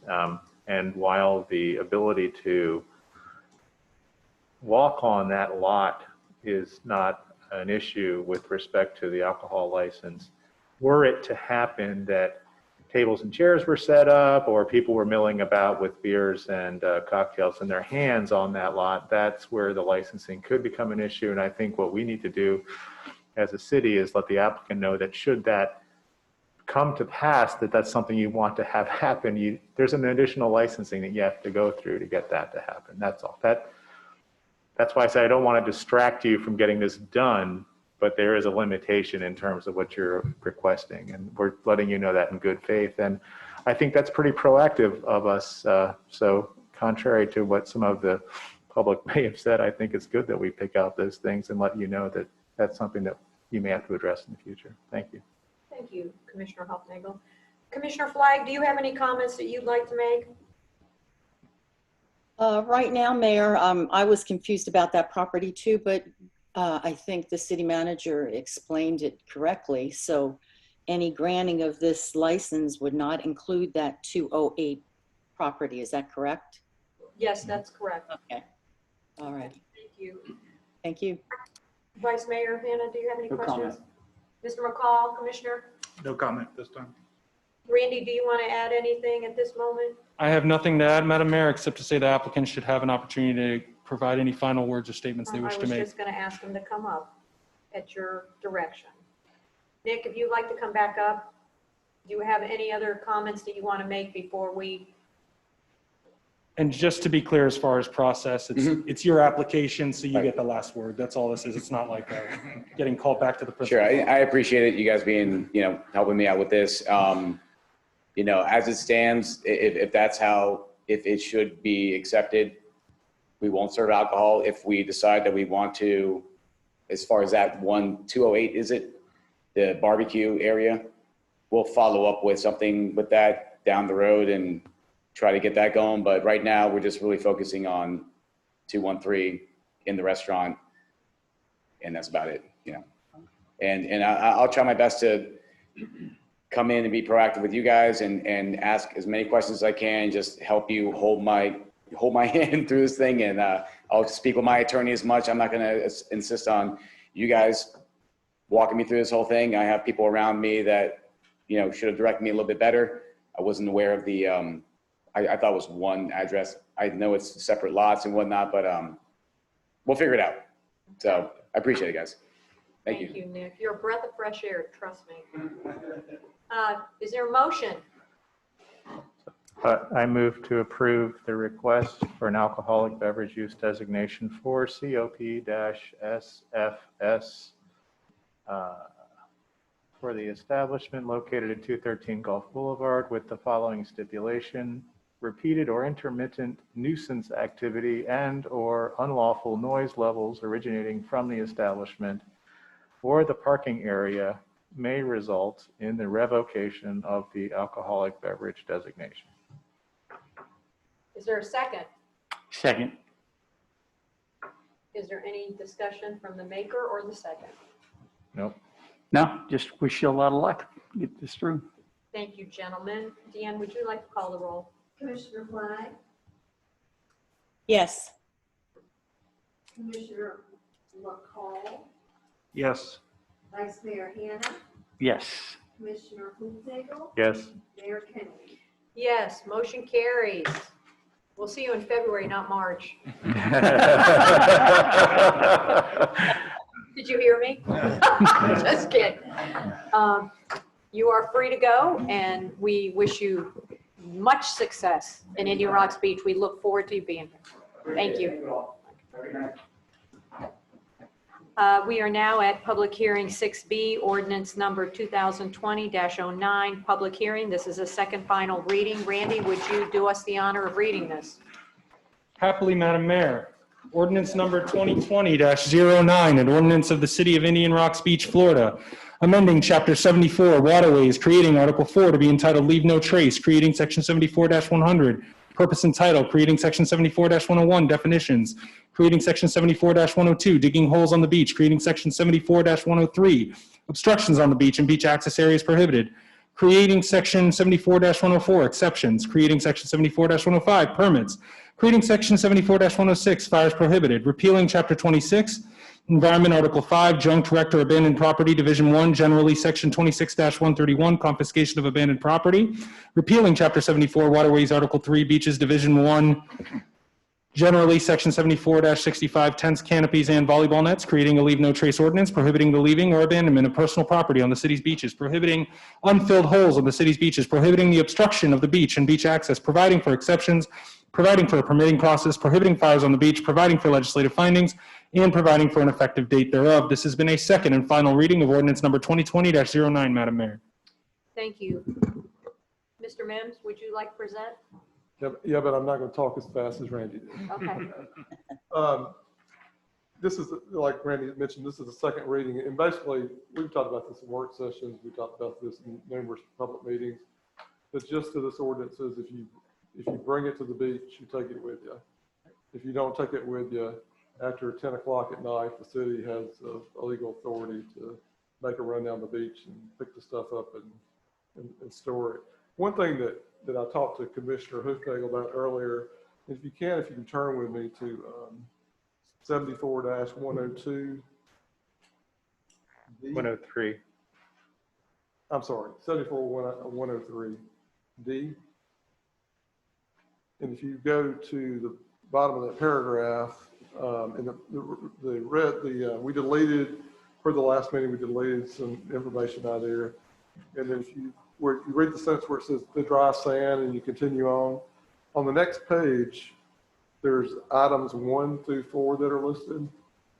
And Ed had a really good idea, as he always does. And that what I'd recommend that you do, just for clarity's sake, is that we would delete items 1 through 4. And instead of saying items 1 through 4, we would add a sentence that would be right after the last sentence in that paragraph that would say items of personal property shall not be left on the dry sand. And that's really, 1 through 4 tries to say that in different ways, but it's just for clarity's sake, we would just say, I'll repeat it again. Yes. Items of personal property shall not be left on the dry sand. Okay. And there again, that's just to make it as clean as we can. And if you bring it, you take it with it. And we're not involving ourselves with anything over the dunes and on private property. It's on the dry sand. So I think that was a really good suggestion to eliminate those 4 and just clearly say, if you leave it on the, you can't leave your thing on the dry sand, or we're gonna pick it up. So, I'll get to you after that. Okay, so whoever makes a motion, that will be part of their motion then. And that's really the only substantial change, other than a couple of tweaks y'all made last time. Okay, So that's it. okay. Does anyone have any questions for the city manager or comments? Commissioner McCall? Just as we talked before, this was, last meeting was kind of late. I was a bit under the weather. We talked about a couple of meetings ago, like enforcing some of the fishing ordinances, that sort of thing. I guess one of my concerns is the part of this about prohibiting unfilled holes on the beach. I'm just trying to think. I mean, how are we going to like? That's more of an educational thing, right? But I mean, we're not gonna. The reality of me having a code enforcement person that's on the beach when a family decides to stand and leave the beach, and we go fill that hole in. That's what I'm thinking. But there are things that are placed in ordinances sometimes to be more educational than enforcement. But we could be down there at the right time and have an opportunity to deal with that. Believe it or not, and you probably have seen it, but you'd be surprised how we will go fill in holes that are 4 feet wide and 2 feet deep and those kind of things. But it's a standard. The other ordinance that we looked at, this is a standard thing, kind of an educational thing that's put in there. And the chance, it's kind of like having a litter ordinance. The only way that we could cite somebody for littering is if we literally have to witness them doing it. Mm-hmm. But it's for thou shalt not litter. So I would address it that way, and I think Randy was trying to say Yeah, I think when we look at these codes, I do think it's very, very prudent to give consideration. It is very prudent to give consideration to the issue of, can we enforce what we're talking about? I also think, though, that it's important to keep mind of the discretionary element of, will there ever be a situation where we may need to enforce this? Taken to its logical end, things like business tax receipts could be used to enforce against every little 6-year-old who sets up a lemonade stand on a hot day in August. Some communities have done that and rightfully been ridiculed for it and said to the letter of the law, we apply it, instead of, some kind of city manager edict just saying, yeah, not for that. Similarly, I don't think it is the intention. In fact, I know it was not the intention of the drafters putting this together, or the intention of your present composition of city administration to stand over every 6-year-old and say, this is the day that we teach you the lesson about Johnny Law. However, I think you can all think of a situation. I grew up in the early 2000s TV, BAM and Jackass and all these sorts of shows where you just do something outlandish for attention's sake, right? So let's say somebody says, well, we've been taught to quarantine. I'm going to dig a hole and live in this hole for a week on the beach. And then they do that. They get their web likes. They walk away and they leave a giant excavated hole where they'd set up, to live for 2 nights. Now you actually have something you can work, because then inevitably I get asked the question, what do we do? It's like, I don't know. They're digging on the beach. You have anything about digging on beaches? I know it's tempting to say we don't need something for the outliers. But I would suggest to you that there are situations, and I think you can think of examples in your own community where you could say, hi, I never really thought anybody would do something like that. I'm not really sure what to do about it. Again, I would emphasize that's not within the spirit of this ordinance is preservation of the very valuable resource you have in your beaches. I think the public comment tonight bore that out as private property owners, but as well as members of this community. And I would just say that having something that says, hey, if you're really just tearing it up with no mind towards the maintenance or the way it may affect others, we want to be able to address that. And if one other thing about that, Joe, if I can, and since Randy went there, I'll go there also. Is that, and I was not going to address it directly, but I will now, is that we have on at least 4 different occasions during the 7 years that I've been here with the same group of individuals that have trenched, dug, put plywood over, put sand on top. And it was pretty easy to figure out because we can get on the internet and figure out. All right. So that's another reason why this is in here on that rare occasion where, because that could happen again, but it's reality. Fortunately, it didn't happen, but that's why things like that are in ordinances, because it's just as sure as we don't put it in there and y'all adopt that, then next week, the same location, they'll dig the trench and cover it, and we have no legal ability to really make them do anything with it. And to your point, I mean, I was thinking that of more of a, like you say, an educational situation instead of a rule, but that makes good sense. Because as long as just didn't want patrons, like you say, chasing little Johnny down the beach because he built a sandcastle. Right. We won't be doing that. Fair enough. That was it for me. Commissioner Flagg, do you have any comments at this time? No, I don't, and I'm ready. Okay. Matt, I'm going to start with you. Is there anyone as far as on Zoom who would like to speak at this time? Madam Mayor, I've made several requests to the public to respond. I want to, for the benefit of those who have joined afterwards, we now have 10 participants as opposed to 8. At the bottom of your screen, you're going to see a few options. You're going to see a chat button, a participants button, and as well as a more button with 3 dots. If you hit that more button with the 3 dots, you'll see the opportunity to raise your hand. We will then recognize you, and just to let you know, you will have to unmute yourself, and that after you're recognized, please state your first and last name and your address. At this time, Madam Mayor, I see no participants. Thank you. Thank you. And we'll open the public comment. Is there anyone who'd like to come forward at this time? Please state your name. Mr. House. Don House, 2104 Beach Trail. Okay, so I read this thing like 3 times, and obviously digging holes was not a big deal. There was a few things in there I really wasn't quite sure of. Where it says beach easement, it says no one is allowed to put anything there and leave it. Bunch of midgets here, huh? Hey. Pull up a chair, Don.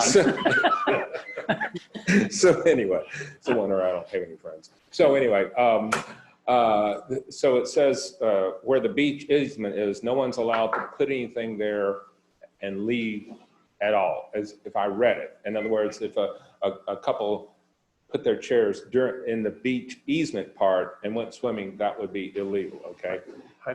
Could you, Randy, I'm not, sorry to interrupt you, Don. No. You're not making a reference to a section of the ordinance, so I'm trying to follow where you're. 74-103 subsection B. Thank you. Like with last month, there must have been 5 weddings between 21st and 22nd at the beach easements, and they would. No. Yeah, no. I'm sorry. To my reading. Okay. Randy, can you confirm? Is there anything dealing with an easement in here? No, the beach accesses. I'm sorry. A beach access. Oh my God, I got easement on the brain. Okay. Yeah, no, that's why. Sorry, I think we all did. That's why. Sorry, Don. Go ahead. The beach accesses. I'm sorry. Thank you, sir. Okay. Start the clock over, okay, Dan? With the beach accesses, there you can't put anything there and walk away from it at all.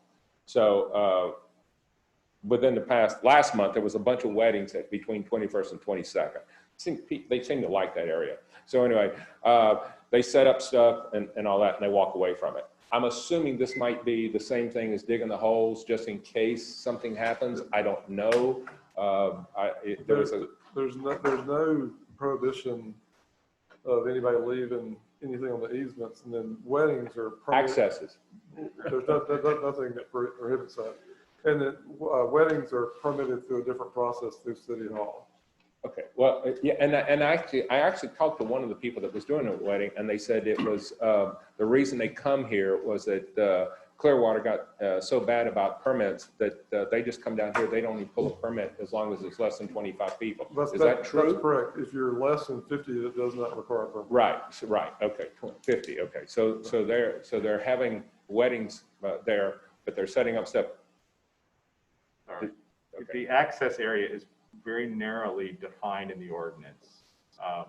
And it's mostly the boardwalks and the sidewalks and everything coming down to the boardwalks to get onto the beach. So it's not the access, it's not the width of the access all the way out to the high water mark. No, it's the public beach access points in the city identified by the appropriate signage, including the boardwalks, walkways, and the dedicated parking areas, and the area on the beach beginning at the entrance, perpendicular with the applicable road right-of-way to the water's edge. There's like so there would be a slice that would go down from the walkway to the water's edge. So it's not the entire width of the entire, okay. No, it's that, there's some theoretical perpendicular. Because the people that come and paint there, anybody done that, sunset painting on, anyway,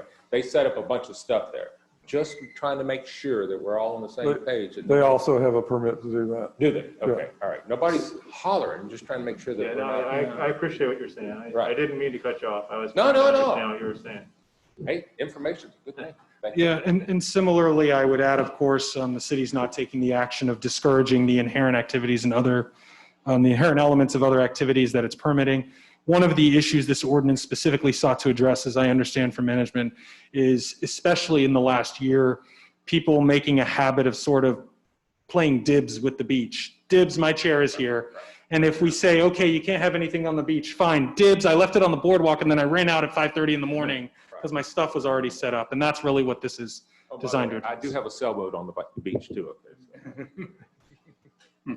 Thank you. Anyone else who'd like to come up at this time?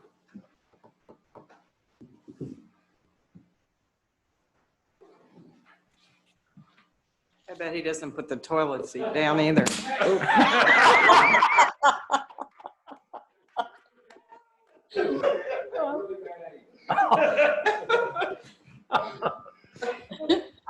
God.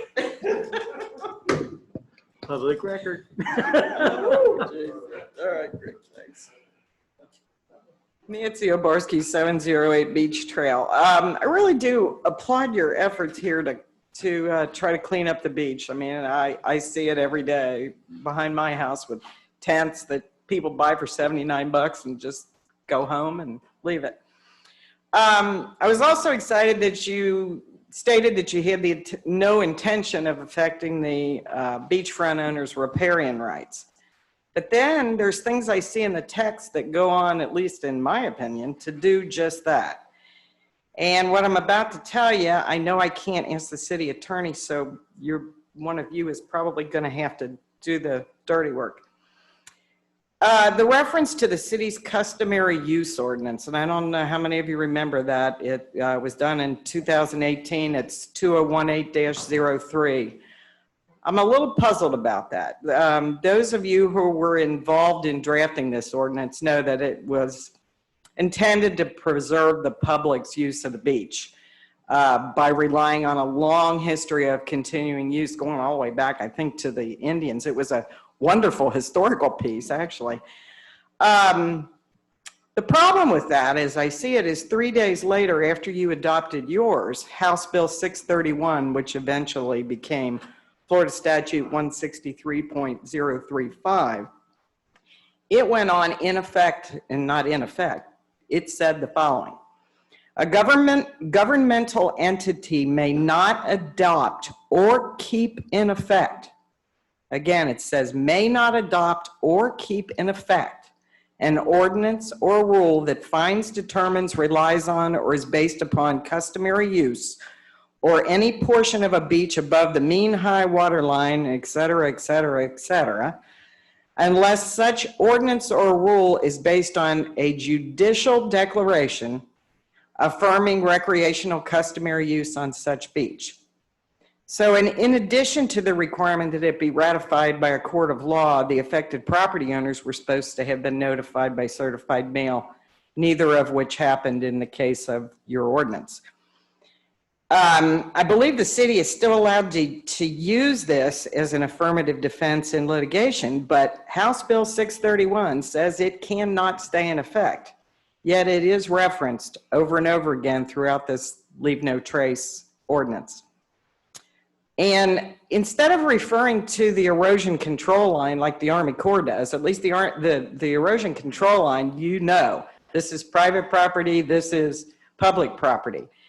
You've accepted, you describe your line of demarcation as up to the line of permanent vegetation. And that line makes no distinction between what is private and what is public, like the term erosion control line does.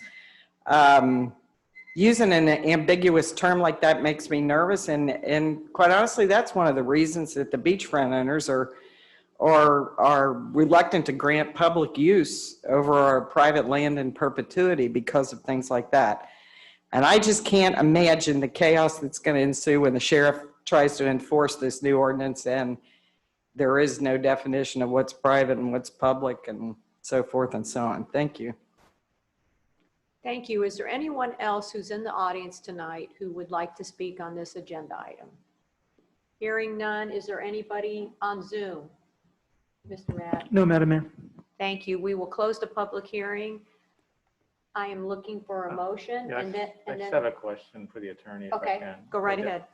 So Randy, I'm not seeing anything in here about the custom use. Where is it residing?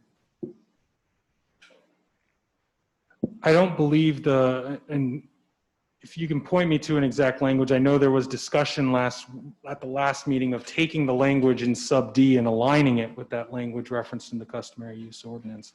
I don't believe that there's a specific invocation of the customary use ordinance here. I didn't see anything. That's fine. I would also add the statutory provision cited respectfully has a great deal of nuance, ambiguity, and is wrought with problems. The same provision that would suggest that a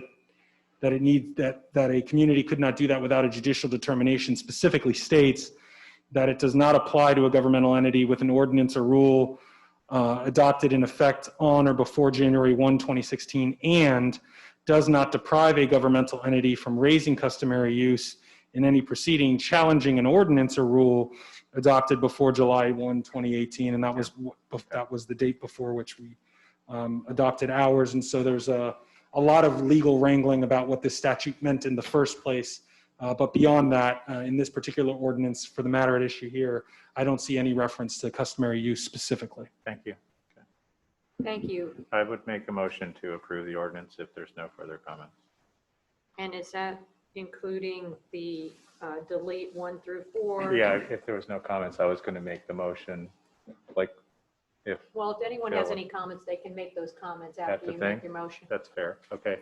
So I would move to approve ordinance 2020-09 with the edits indicated by Mr. Mims, specifically 74-103D, eliminating subparts 1, 2, 3, and 4, and replacing it with a sentence that reads, no personal property may be left from the hours of 10 p.m. to 6 a.m. on the dry sand, period. Perfect. Is there a second? I'll second. Second by Mr. McCall. Is there any further comments from either the maker or the second? I think there's issues which are always brought up, and we can't solve them all. I think this is a good attempt to embody what the will of the commission is to help protect our city's beach from garbage. And that's really what this is. It is, and we've had such a problem with that, Yeah. you know, the last few years. So But there are issues. I mean, there's always There going to be is, little issues. I yes. just think, and I think that the specific reference that we don't envision anything in here being able to restrict private property rights, I think that goes a long way towards addressing if there's anything unclear or maybe in conflict with a private property right. So I think you guys, Randy, I think you did a nice job with it. Thank you. Thank you. At this time, Deanne, would you call the roll? Commissioner Black, Yes. Vice Mayor Hannah, Yes. Commissioner McCall, Yes. Commissioner Cliffnagel, Yes. Mayor Kennedy. Yes. Motion carries. Thank you. We will move on to ordinance number 2020-10, which is agenda item 6C, public hearing and another second and final reading. Randy, would you read, please? Happily, Madam Mayor, City of Indian Rocks Beach, ordinance number 2020-10, an ordinance of the City of Indian Rocks Beach, Florida, amending Chapter 38, Parks and Recreation, Article 2, Parks, Section 38-31, Park Hours, Special Events, amending Article 3, Skate Facility, Section 38-51, Hours of Operation, amending Article 4, Nature Preserve, Division 1, Generally, Section 38-100, General, amending Division 2, Boardwalk, Section 38-116, Usage Regulations, amending Article 5, Keegan Clare Boat Docks, Section 38-40, Hours of Operation, amending the hours of operation of parks throughout the city, reserving repealed sections, providing for legislative findings, correcting Scrivener's errors, and providing for an effective date thereof. This has been a second and final reading of ordinance number 2020-10. Thank you, Randy. Just summarize what this is, like we talked about this at length, is the 10th Avenue Park, Brown Park, and the Nature Preserve, if approved, would be open from 7 a.m. to dusk. Currently, the Nature Preserve is open well into the evening, and that's not been really a good thing for a lot of reasons. And within that same park, the boardwalk would also close, obviously, same time. The Keegan Clare Park, the renovated park, the parking area, the boat docks, the RV boat docks will be open from 7 to 11. Cole Park would be open from 7 to 9. And the only exception, I'll just remind you of, in that is that the lease that we have with the Little League, they can do their activities until 10 o'clock. And then the skate facility now would be open 7 days a week from 10 a.m. to 9 p.m. So the biggest thing this ordinance is trying to accomplish, at least from the staff's part, was to close the parks that, like Brown Park and the Nature Preserve, close the parks that there's no lights and there's not really any nighttime activities. To try to close those off due to issues that we've had there, but I'll be happy to answer any questions. Thank you. Ed, do you have any questions that you want to bring up? I know that you've received some Yes, emails. I've received a lot of correspondence from people who were abutting the pickleball courts, and they were asking that they felt it was not equitable for the skate facility to have a later start time than the pickleball courts when the noise levels on both are arguably similar. I told them I would bring their concerns to the body for discussion. So at this time, what it is now, it's 7 a.m.? Yeah, in the ordinance, the way it's drafted, it would stay at 7 a.m. And it would stay, that's what it says in here, yes. Yeah, and I will tell you, because I've had conversations with a couple of commission members individually, so I took the opportunity to look at area-wide, Pinellas County-wide, other cities, tennis pickleball courts to look at hours, and I can report back to you that there's no standard. St. Petersburg has a number of their pickleball courts that start 30 minutes before sunrise.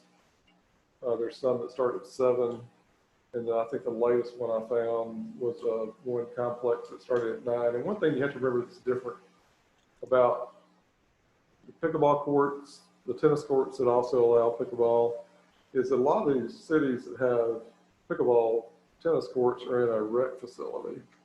So you go in a lobby, you check in, and some cities even require you to pay, or you reserve a court and you go play. So that's the difference. Our tennis courts, pickleball courts, are in an open air, open to the public complex. But as far as hours, it's like any other ordinance that you would consider.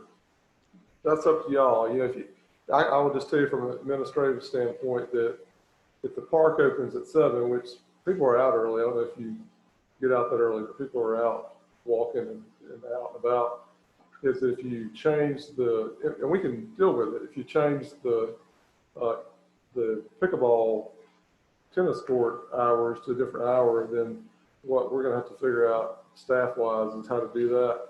And we can do it.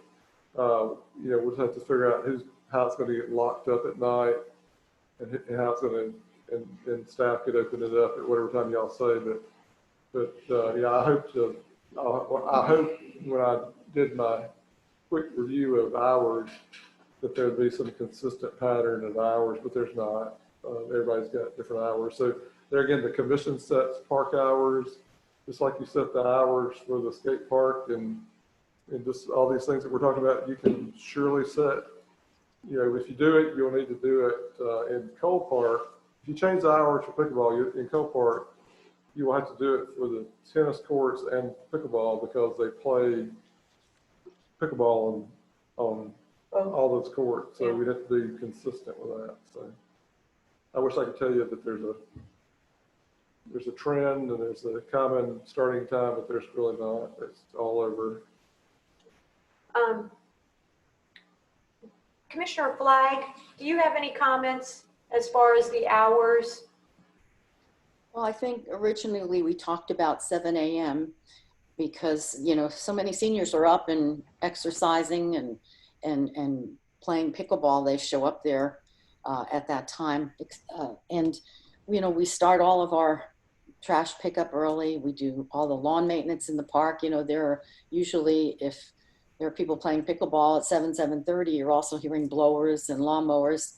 And then we have other activities in that park that go later in the evening because with baseball and the skate park. So do we inhibit one start time, but then not the later time? I think it was an overall time that most people I talked to felt comfortable using, especially, in the heat of the summer, playing later hours isn't very conducive, especially if you're a senior and you're playing pickleball. But, I'd like to hear the commission's opinions on that. We did one vote or we talked about it before. This is the first reading. So, I'll welcome everybody's comments. Thank you, Commissioner Flagg. Do any of the commissioners, Ed, do you have any thoughts about the letters, or you just basically, I know that John has sent several. Yeah, no, letters. I'm trying to represent that group who's feeling that they don't have a voice. And right. So what they're saying is the skate park is being allowed to open later, and they don't feel that that's consistent. I think personally, I think the public benefit to pickleball and exercise sort of outweighs that. But I told them I would represent their view. Yeah, no, and that's what I'm here to do. Right. So there's a group of people that are unhappy with this. There is, and right. they would like us to move it out to 7:30 or 8 o'clock or something. That's what they would like. And so that's my next question. What is the time that I thought it said 8 o'clock. Yeah, I get the feeling nothing is going to make anyone happy, but 7:30 would be better than 7. Okay. That's kind of what. The time has changed. A couple of years ago, it was 9 o'clock, it was 8:30, and then the latest thing that I printed out when I was looking at emails from the same individual was that now they're saying at least 8. So I think the latest time that I've read is that if the commission saw fit to do it, that they're asking that it not open till 8 o'clock. Okay. Do any of the other commissioners, before we go out to the public? You guys, okay. Is there any on the Zoom? Is there any calls-ins that would like to speak on this before I go out in the auditorium here? No, Madam Mayor. Okay. At this time, is there any public comment on this issue?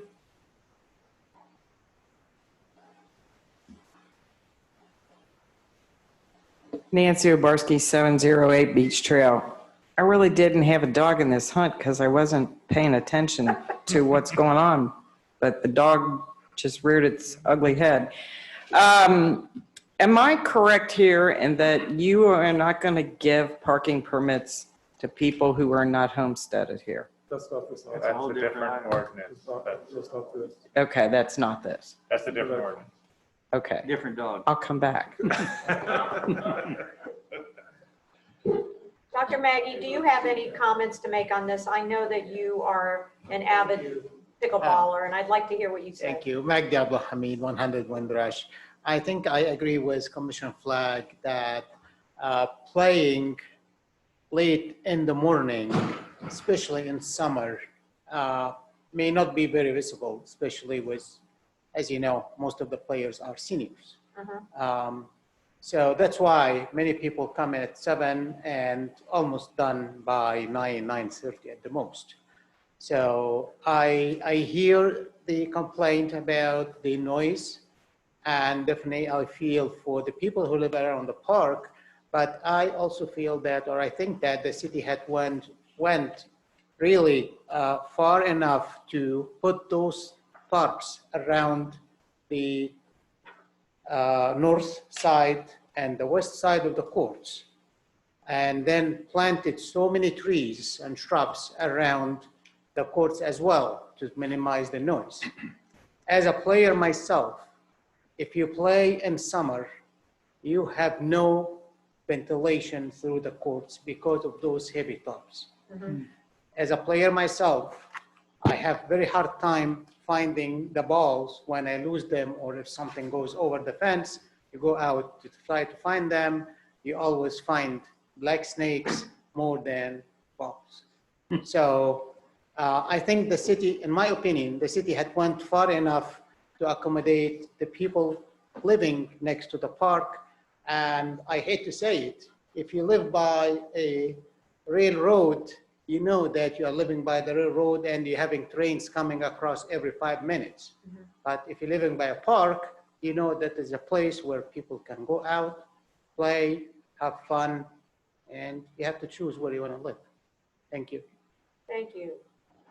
Is there anyone else who'd like to speak at this time? If not, I'm going to close the public hearing, and we're looking for a motion. Is there anyone who'd like to make a motion? You're going to make one, Phil? I think so. Okay. Motion to approve 2020-10. And is there a second? I'll second. Commissioner Flagg, second.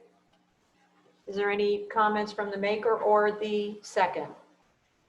No, I just think it's, in Florida with everything being so close together, you got to kind of try to be respectful of others. And the only concern I thought about, but I won't bring it up now, would be Diane brought up a good point about trash pickup and all kinds of noise starting at a certain time through the week. But if you were going to do anything, maybe a Sunday time frame might start an hour later or something like that. But that can always be adapted later.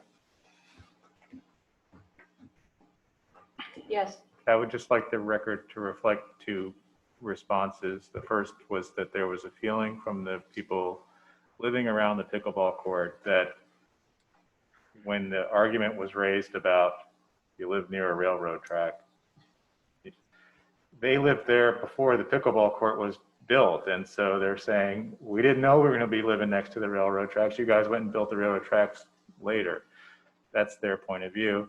The other point of view about the garbage trucks and the leaf blowers, they feel that those noises are intermittent and brief, whereas the noise emanating from the pickleball court is sustained over several hours in the morning and is more of a nuisance. Thank you, Commissioner Hoffnagel. You did a very good job. Okay, Deanne, would you call the roll? Commissioner Hoofnagel, No. Commissioner McCall, No.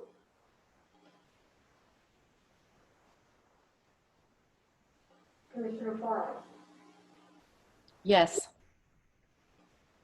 Vice Mayor Hill, Yes. Mayor Kennedy. Yes.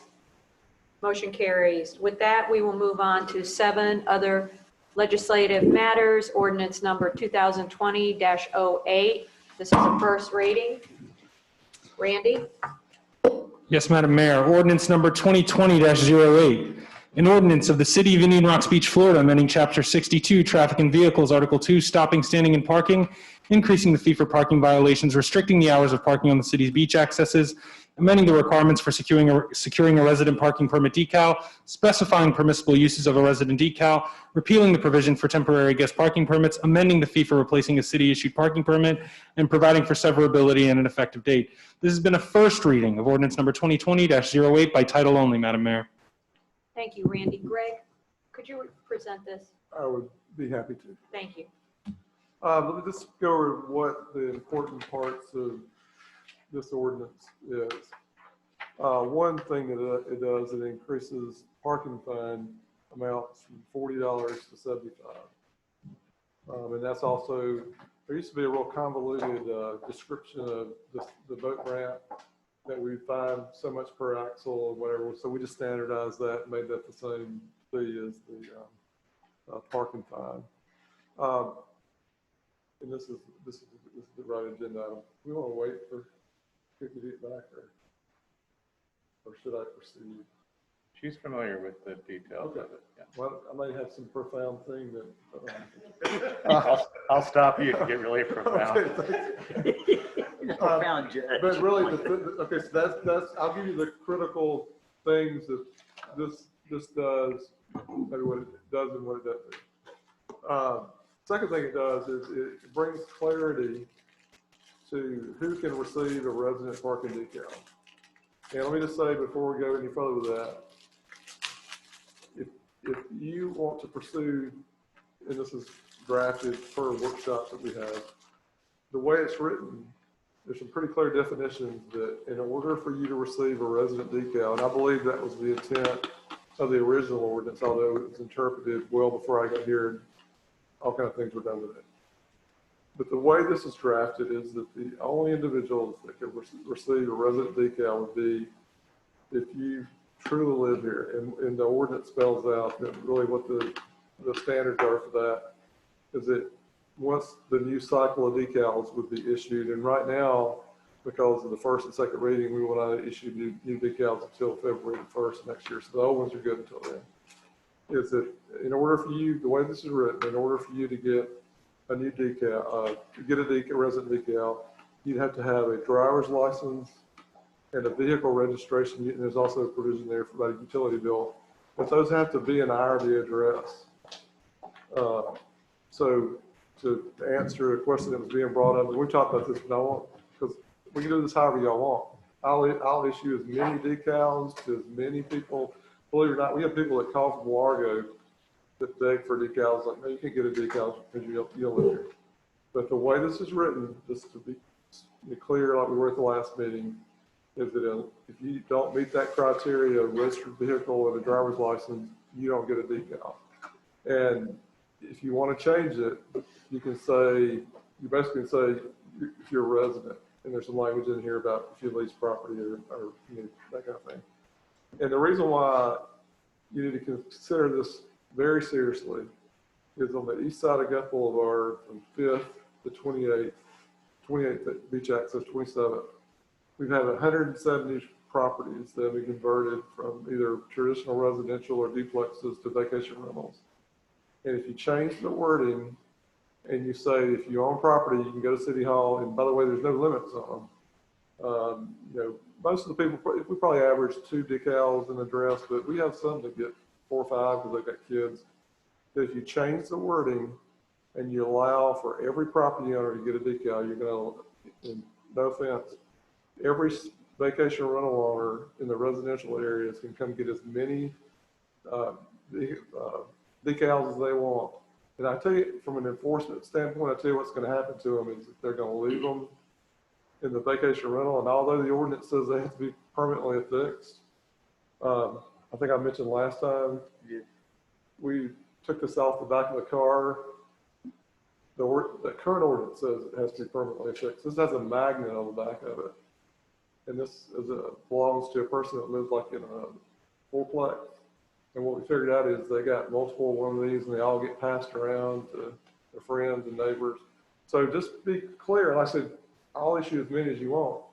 If you want to give them to all the property owners, that's what my concern is that you're probably going to be looking in the range, and I'm guessing based on the number that we issued in this last 2-year cycle.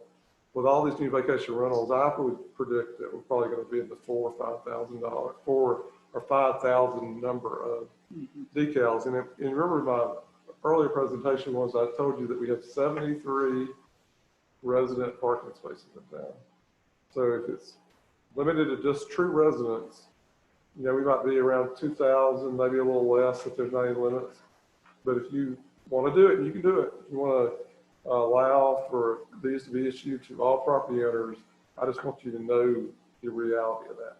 And the next thing that's critically important that, and we talked about this before, but I just want to be perfectly clear about this, is that beach accesses. Beach accesses, and we've had, I think Dean told me we have 7 or 8 that were built with grant money. And then the rest of them were done by the city through various years. Beach access, whether they're pedestrian, but in this case where there's parking, those were built to provide parking for the beach. There's no record, there was no intent by the city, they're not part of the grants, but the city built all these beach accesses to provide parking for condos, vacation rentals, people that had cottages that had extra guests. And what this draft does, and there again, you can change it, but I just want to play out both sides to you, is that it says in there that no vehicles can be parked on the beach access after 11 o'clock. And the reason why that's important is you have to have a trigger to make somebody move a car, because COVID has kind of slowed this up. And I'm sorry I'm having to go through all this, but I just think it's really important for y'all to understand this. COVID has kind of slowed this up, but we have, and I've said this before, at a number of beach accesses, we have people that don't live on the beach, and they'll take their vehicle with a decal, or maybe not a decal, but some with poster with decals. And for whatever reason, they go and park at beach accesses and they leave them there. And we have 2 vehicles at the 12th Avenue beach access that I can tell you that are there about 90% of the time. And on the north end, particularly around the 27th beach access, there's at least 4 or 5 vehicles that are there a lot. And now the new problem that we've noticed is that people that live on the west side that have golf carts that have tags on the back so they can legally operate on the street. Now they're parking those and leaving them there. So the part of this ordinance was that if you have a reason to park at a beach access after 11 o'clock, we can accommodate that by you getting a special hang tag, come to City Hall, and we probably, if you leave it in the ordinance, probably we set up where they could do it online and we mail them by hang tags, we can work that out. But if you have if you're living in a condo and it's Christmas and your 2 kids are coming over and they got 3 cars, they can get a hang tag. And if you remember, in the existing ordinance, in fact, if you look at the proposed, you'll see where it's struck. There was a second paragraph that had this real generic hang tag allowance. And that has been widely abused because there was no really guidance on who could get them. There was no guidance on how many they could get. And we literally, every time we go through a new 2-year cycle, the cycles I've been through since I've been here, we literally would have somebody that lived on, I'm gonna pick on Joe Street, that would come to City Hall and say, I need 10 hang tags for the year. And there's nothing that keeps them from doing it. So when we had the work session, that's when we talked with y'all about taking that paragraph out and leaving the paragraph in that says, look, if you want to park on the beach access after 11 o'clock, you got company, we understand that, but we want you to have a permit to do that, because that makes cars move. So real quick in summary, the increase in the fine, the provision that what a true resident is and who gets the decals, you can change that.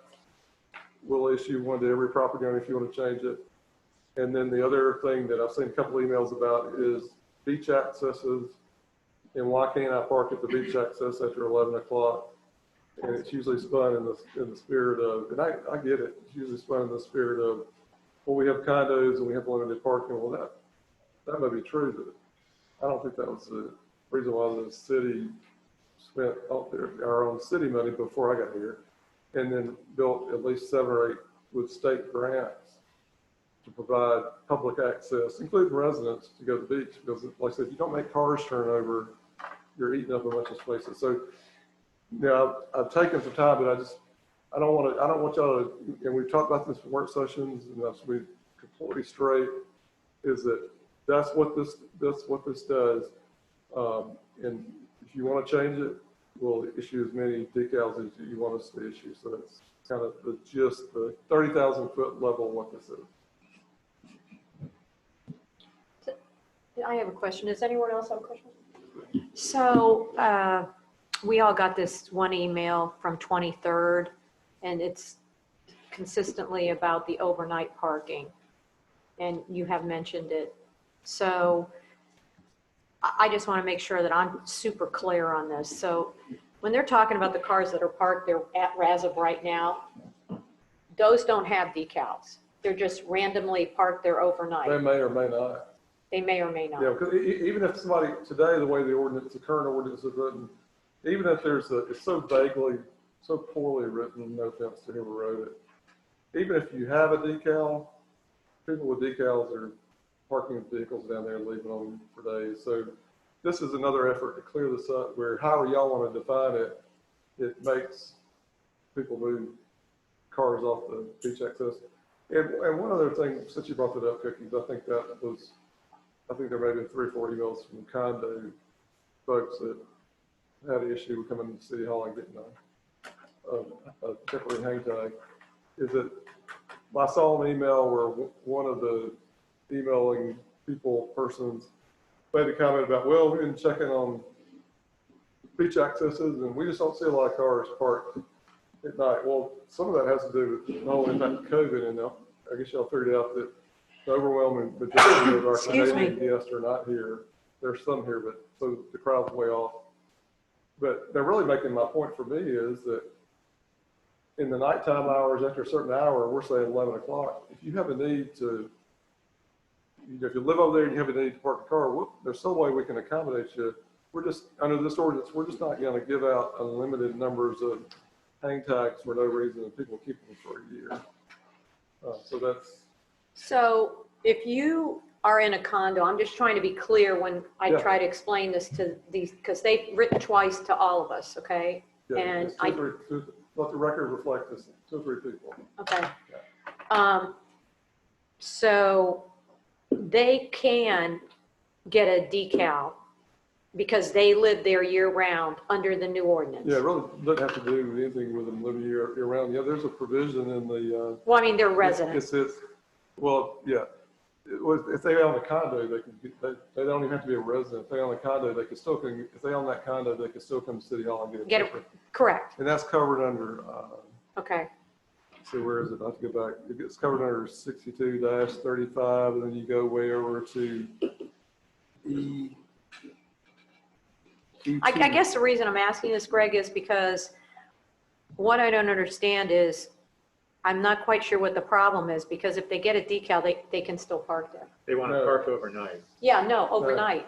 They can't The park way overnight. this is written is if this is adopted after 11 o'clock, if you have a decal or not, unless you have the special hang tag, you cannot park there. But if they have the special hang tag, they can. Right. But that's for a limited amount of time. Yeah, 3 days. 3 days, okay. All right, I just wanted to make sure I understand that correctly. All right, I get it now. All right. And there are fees. Commissioner Flagg, do you have anything that you want to ask at this time? Just one question to Greg. The decals have always been handled in the past where you had to show your registration, license, and some type of proof of ownership when we went in to pick them up. Is that correct? Decals. That was the way it was written I think before. the manager is pausing at your use of the word always. Yeah. Well, I'm saying that was the rule, not necessarily always followed. Maybe I should say that. all I can speak, and I appreciate your question, that all I can speak to is the period of time I've been here. For example, when I got here, they were issuing decals to golf carts that didn't have tags on there. Well, there's no provision in the code for that. The existing ordinance implies when you read it that decals are issued to residents. But the fact of the matter is, without playing the fingering game or gotcha game, is that basically you pretty easily could walk in and get a decal if you were here for some period of time. But that's I've kind of ratcheted up the rules. You know, for example, if somebody came in and said, well, I live in an apartment, they just automatically get, how many do you need? They give them to them. You know, one of the things I did administratively is I put a requirement in before this ordinance was brought up that we either by like a letter or by copy of the lease, we want to know, I put a year minimum requirement that you got to be here a year to get a decal. Right. To answer your question, Commissioner Flagg, up until the last 3 or 4 years, they were given out pretty freely. So this decal is really a privilege for residents, and that's what we're going to try and restrict it to. So with the few parking spaces that are open, the residents would be able to use those parking details to park in the beach access. Is that correct? Well, they obviously, if you do the math, if you're right, I know your odds are better. You know, we this decal thing has been real educational for me. I had calls at City Hall during my tenure here, where one gentleman in particular several months ago, an RV resident, went to the beach, forgot something, came back, and then was upset that their RV resident parking space was taken by another RV resident. So that's why I've stressed throughout all these work sessions, and even tonight, that the value of an RV resident decal may be overvalued based on what we're not a gated community. It's, right. You know, right. That's a fact. Technically, Greg, how often could a resident go and get one of those hang tags? Under the current system or the new system? The new one. Every 3 days. They could come whenever they want. So there's no limit. But It's a pain in the neck. I mean, after 3 days, you'd have to go get yeah, and another. I will tell you, administratively, because when you adopt ordinances, we have the ability to have administrative policies. You know, if we had the same person that was coming in 12 times, then I think you're really going out on a limb on this happening. But just say if I could cut that off, I could stop that. All right. Okay. Any other questions at this time before we'll go out to Matt and anyone on Zoom? Is anyone? Yes. Just a couple things you mentioned, and like I said, I wasn't here when the grants were done. You mentioned the grants. Were those for resident-only parking? No. I mean, it's public parking. It's right? public parking. In fact, you know, I think we talked about this maybe in one of the work sessions, but it was talked about in 2014 when we had the big beach meeting and we talked about parking and litter and all that, is that one of the questions we asked the county and the state was that, because occasionally someone will bring up, why don't we just make all the beach parking restricted to RV residents? And then somebody will bring up on occasion the fact they did it, I think, at the last meeting, well, why don't we put meters on the non-resident and don't put meters on the resident? Right. They're not going to let us do that, because that parking is for everyone. And we really kind of squeezed out in 2014. In most beach accesses, we added a couple more spaces. I think we have about 4 now on each one on most of them. And we really were just kind of crossing our fingers that went well. But yeah, I was just, and I mean, I know you're worried about the rentals, and I completely understand where you're coming from there. I mean, is there any way you could, instead of just, like you say, issuing 10, you could just put a 2 per household? Well, I'm glad you brought. I mean, you shouldn't need more than 2 cars to be able to get to, even if you're a resident. I'm glad you brought that up, because in anticipation of the discussion of who do you issue these to, I can tell you, unlike pickleball hours, if you took the time and look at cities that have beach decals and they issue them to residents, they're probably 80% of those cities on beaches, Gulf of Mexico, other ocean, they have limits, and you're exactly right. That would be my point. If you wanted to issue them to a property owner, to every property owner, then that's what I'd consider to do, because just because you have, and most people don't, there are some families that have 3 or 4 cars, that doesn't mean you need an IRB decal on every car to be able to go to the beach. We're talking about beach access parks. Yeah. We're not talking about. Yeah, so if you, I'm going to go into what you're going into. If you, as a commission, vote to allow these to be issued to all property owners, I would ask consideration that you limit it per address to 2 decals. That would help greatly, but we're still going to have, it's still going to be abused by the short-term rental people. And just real quick, this is kind of off topic because, but under, just was looking for clarification under section 62-36, parking of house trailers. I'm not sure why this is in here. That's not new. That was in the existing ordinance. That's not something new that we're adding. Let me look at this. What section is that? 6236 on page 5 of 7. Seemed out of place.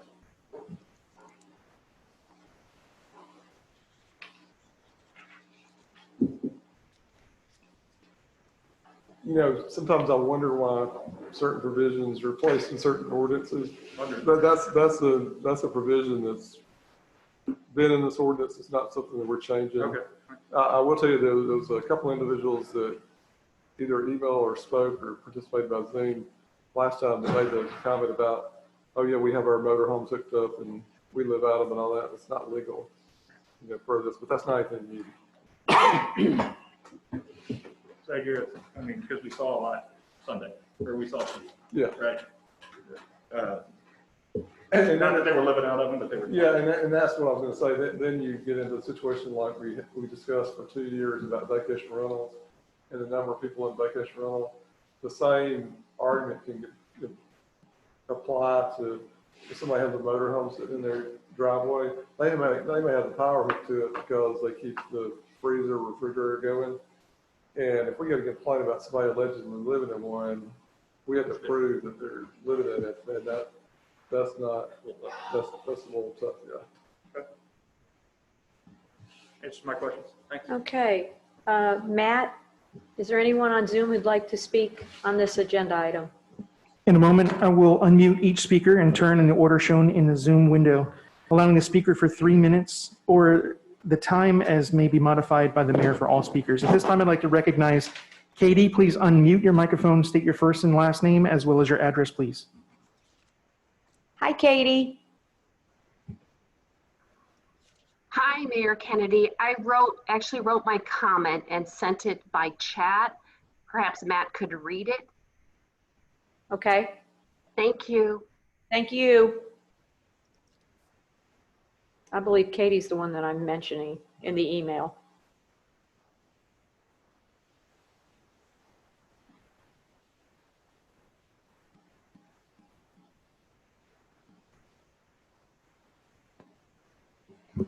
Katie, I apologize. I am not seeing your comment here. Would you mind reading it aloud for me, please? Of course, I will. Mayor Kennedy and IRB commissioners, I'm writing to you. I was writing to you and asking you to once again to reconsider the ban. I'm sorry to keep pestering, but some of us do need this overflow parking at night, and it's not always easy to do in advance. We made it mostly temporarily. Most of us do not abuse it.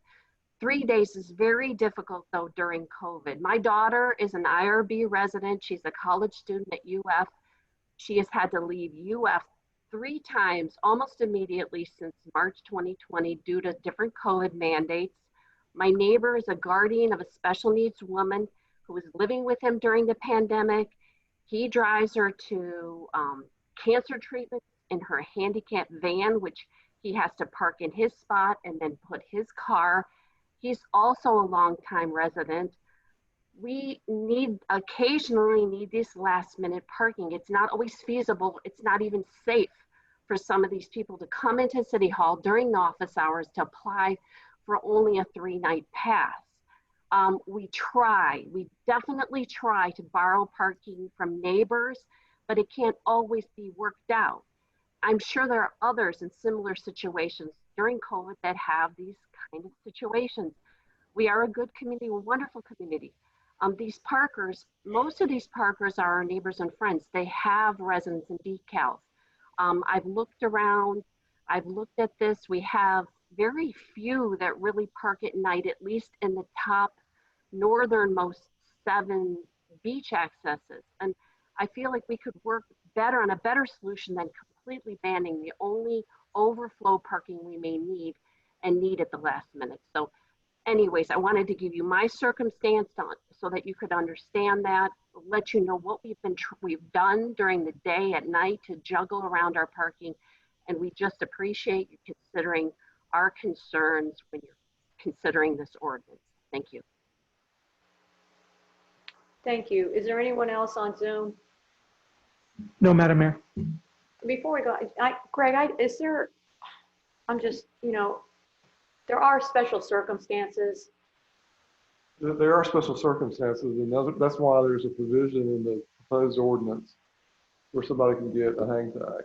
And if it's something after hours, that would be like any situation that any of us would have. You know, if I'm gonna pick on Ed Hoofnagel for a second. Ed lives on the Fifth Avenue beach access, pedestrian only, but he has a right to get to his driveway. He and Julie have 2 primary vehicles. They squeeze those cars up. If Ed has guests there that has vehicles, Ed has to find a way to accommodate it. It's not the city's position to accommodate people's first special circumstances. That's not, and also in the same email, there was a discussion about, well, just don't have any rules, and then the city can talk with people about not working. I don't know if y'all have ever tried to enforce a city code or not. I have for about 40 years. I would say it flat out that, you know, if there's not a rule that says you can't park, whatever hours you want to park there, most will look at you and tell you, I can legally park there. And typically if they have a decal, they'll tell you, I have a decal, I'm going to park there if I want to. So I get what the concern is, but those are special circumstances. And just like Ed may have an issue at his house with extra vehicles, I don't think it's the city's obligation to resolve that kind of issue. Because, you know, you can allow for there just to be no rules and just let people park. It's going to defeat the purpose. We hear complaints about it all the time about what happened to all the parking. Well, when all the Canadians are here, we're wide open tourism. Hopefully we'll get back to that sometime soon. The beach access parking is a critical thing for residents and other taxpayers. And I think Randy's trying to say something. Actually, just a procedural matter. We're at 9:29 p.m. by my clock. Your rules of procedure dictate that we need a motion to continue beyond 9:30. Is there a motion? So moved. Is there a second? Second. All in favor? Aye. Thank you. Thank you. Apology for the procedural interruption. No, you're fine. With that, is there any other questions? I'd like to go out to the auditorium to see if there's anyone who'd like to speak at this time. Here, we'll open the public discussion. Nancy. Thank you. Nancy Obarski, 708 Beach Trail, where I have a horrible parking situation for those of you who have seen my house.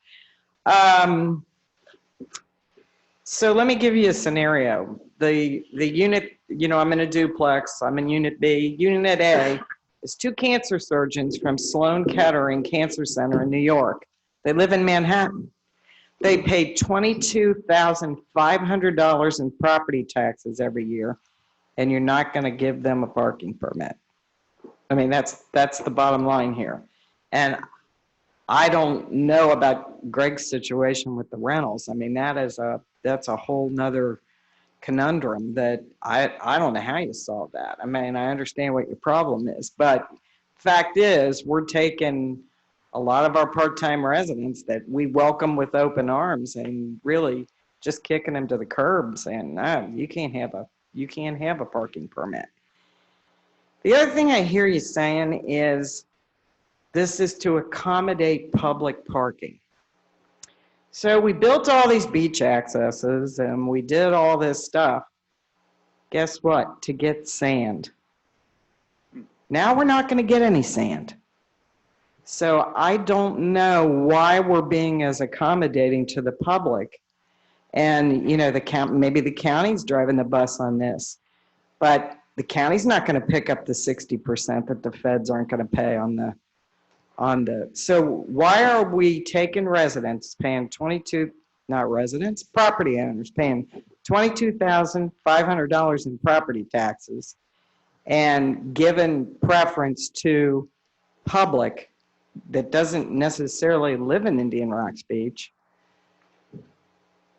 for a reason that doesn't exist anymore if we're not going to get sand? It's just something to think about. My situation is where I live. There are times when I have workmen there that I move my cars, both of them sometimes, down to the beach access. You know, and we try not to abuse it. The 8th Avenue access where I live, we don't have problems like this. So I don't know if it's possible to put that overnight situation in on the accesses where you are having the problems. I mean, when you go down to downtown St. Pete, you got a couple of 2-hour free spots next to, you know, metered spots. So I don't think that there would be anything wrong with having, as long as the signage is good, to having the accesses at the north end of town, is where it seems to be a problem, restricted overnight. But, you know, you go on that 8th Avenue access, I've never seen a problem down there. And sometimes it's tough. I mean, I'll move my cars down there and, you know, if I, for some reason, can't go down and get it, I'll go back and get it in the morning. But obviously, I'm not going to be able to do that. So thank you. Thank you. Is there anyone else who'd like to speak at this time?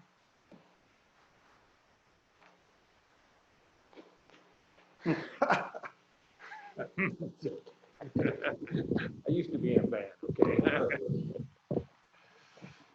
Okay, so Don House 21 on 4 Beach Drive. When I was reading this thing, maybe clarification, it seemed that the tags were $5 a night. Did I read that right? The hang tags were $5 a night. Was I reading that right? When you finish, I'll address whatever you. Oh, okay. Because I've never even got a permit. Because we never have a problem, or have never. We've been able to stack them up because my neighbor hardly ever comes and we use his garage. But if we do have a problem and we do need a place, if my son comes down for a week, which they've been doing now, and we do need to be there, the hang tag, is it specific? Let's say I got a hang tag for my house. Is it specific just for a particular vehicle or for any vehicle that I might have to hang in and use at that particular time?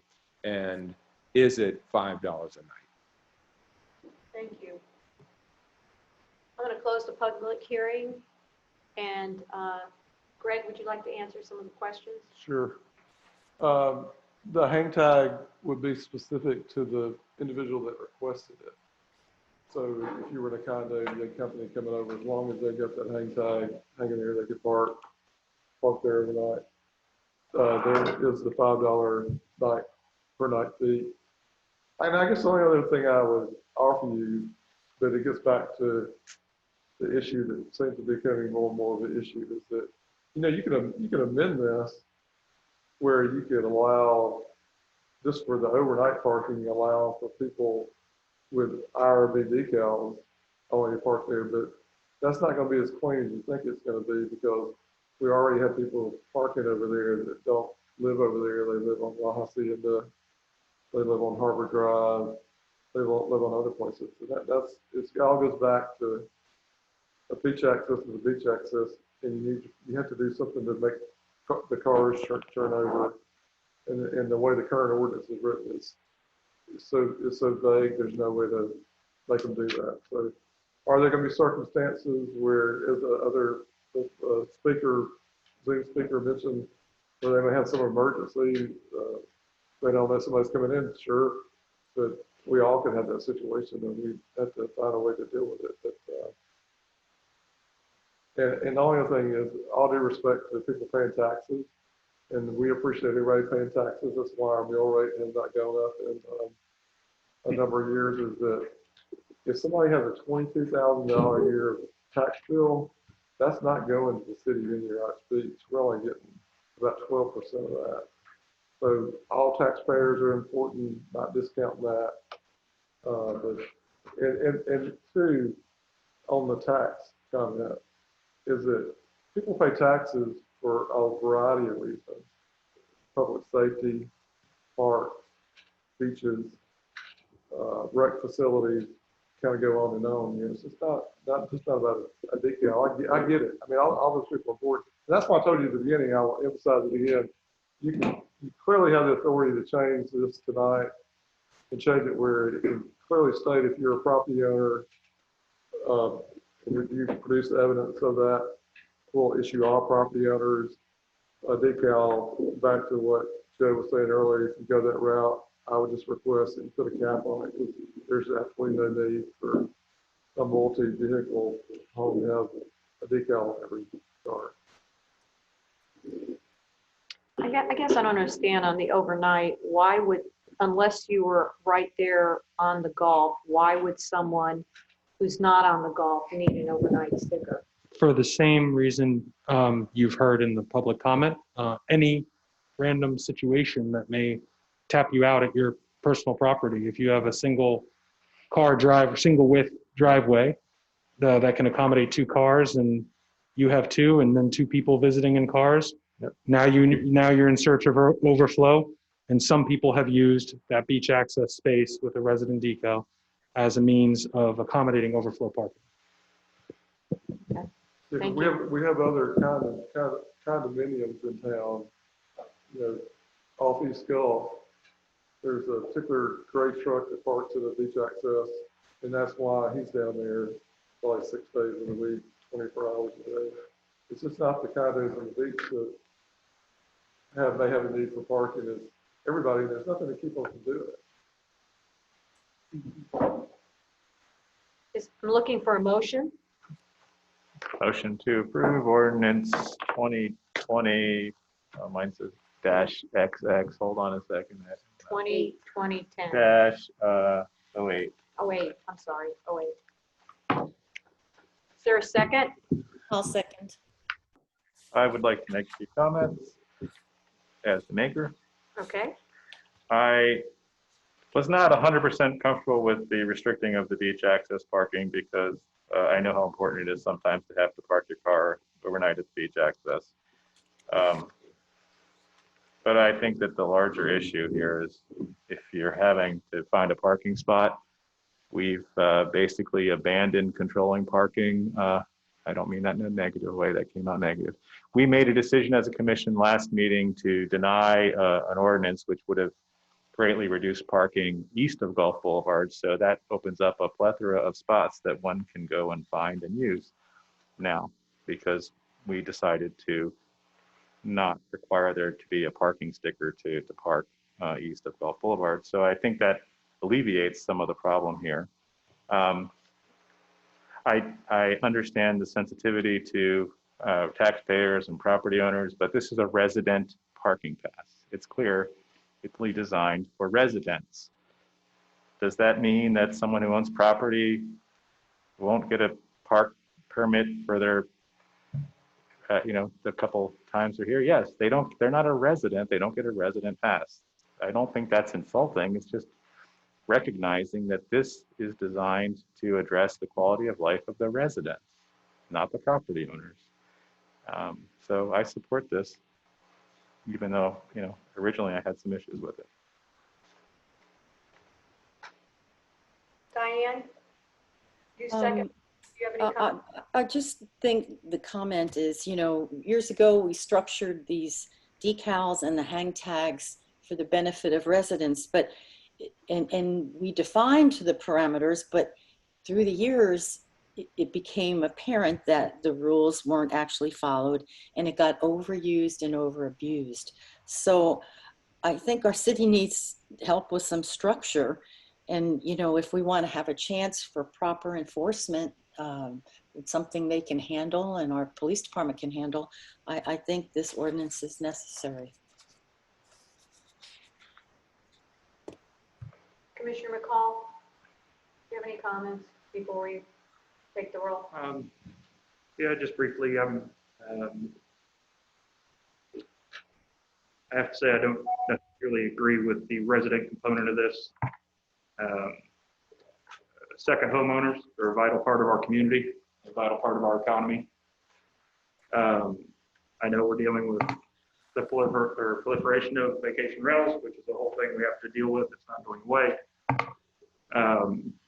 If I owned a second home here and I paid $1 million, I would surely feel that I had the right as a property owner to access the beach that I just spent my money on. I would feel that we are a very accommodating city. We're a very friendly city. Our Canadian friends and our northern friends that may not have cars here, but obviously come here, 4 to 6 months out of the year, we should be a little more accommodating. That's just my opinion. Jill? I wanted to make another comment. Could I make a comment, Mayor? I just want to say that I know some people that are not full-time residents, but they, without the parking ordinance being passed for the city streets, they park their overflow in their cars on the public streets, all of our public streets that have parking available. So it's not like it's prohibited in the city, just on the few spots that are on public beach accesses. That's all the decal is really for. Yeah. Nothing else. And just in my comment, those are, as Greg said, it's almost as if there's a black market for those. Those are premium spaces to unload your family's wares to go to the beach. So I do agree. We did open up other spaces in the city to park for everybody. So in that particular case, these are premium spaces for the city to access the beach for all, in my opinion. Vice Mayor? Another tough one. I agree with what Ed said, and certainly understand Joe's position as well. But the biggest thing, as I see this thing, is the abuse of extra parking that people have. There are folks who say, I got an extra car, just leave it at the beach. It's not 4,000 people that live in Indian Rocks Beach's responsibility to accommodate this other person who needs an extra parking spot. And that's just not feel about it. You know, I am sensitive, especially to the lady that spoke, Katie, about the daughter and the issues of medical attention. Probably that's why we have 2 readings on this thing. We'll get a chance to maybe hear some additional input, maybe be able to distill this down to something that's very workable. Dan, would you call the roll?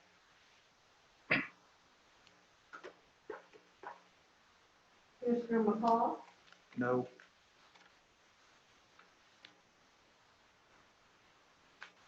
Vice Mayor Hannah? Yes. Commissioner Fly? Yes. Commissioner Hoopnagel? Yes. Mayor Kennedy? With hesitation, I am voting yes. Motion carries. We are now at our work session items. We have none. Is there any other business to come before this board tonight? Hearing none. Is there a motion to adjourn? So moved. Is there a second? Motion carries. Thank you. May all of you have a great holiday and take care of yourselves and be healthy and stay safe. Thank you. You too. Yeah.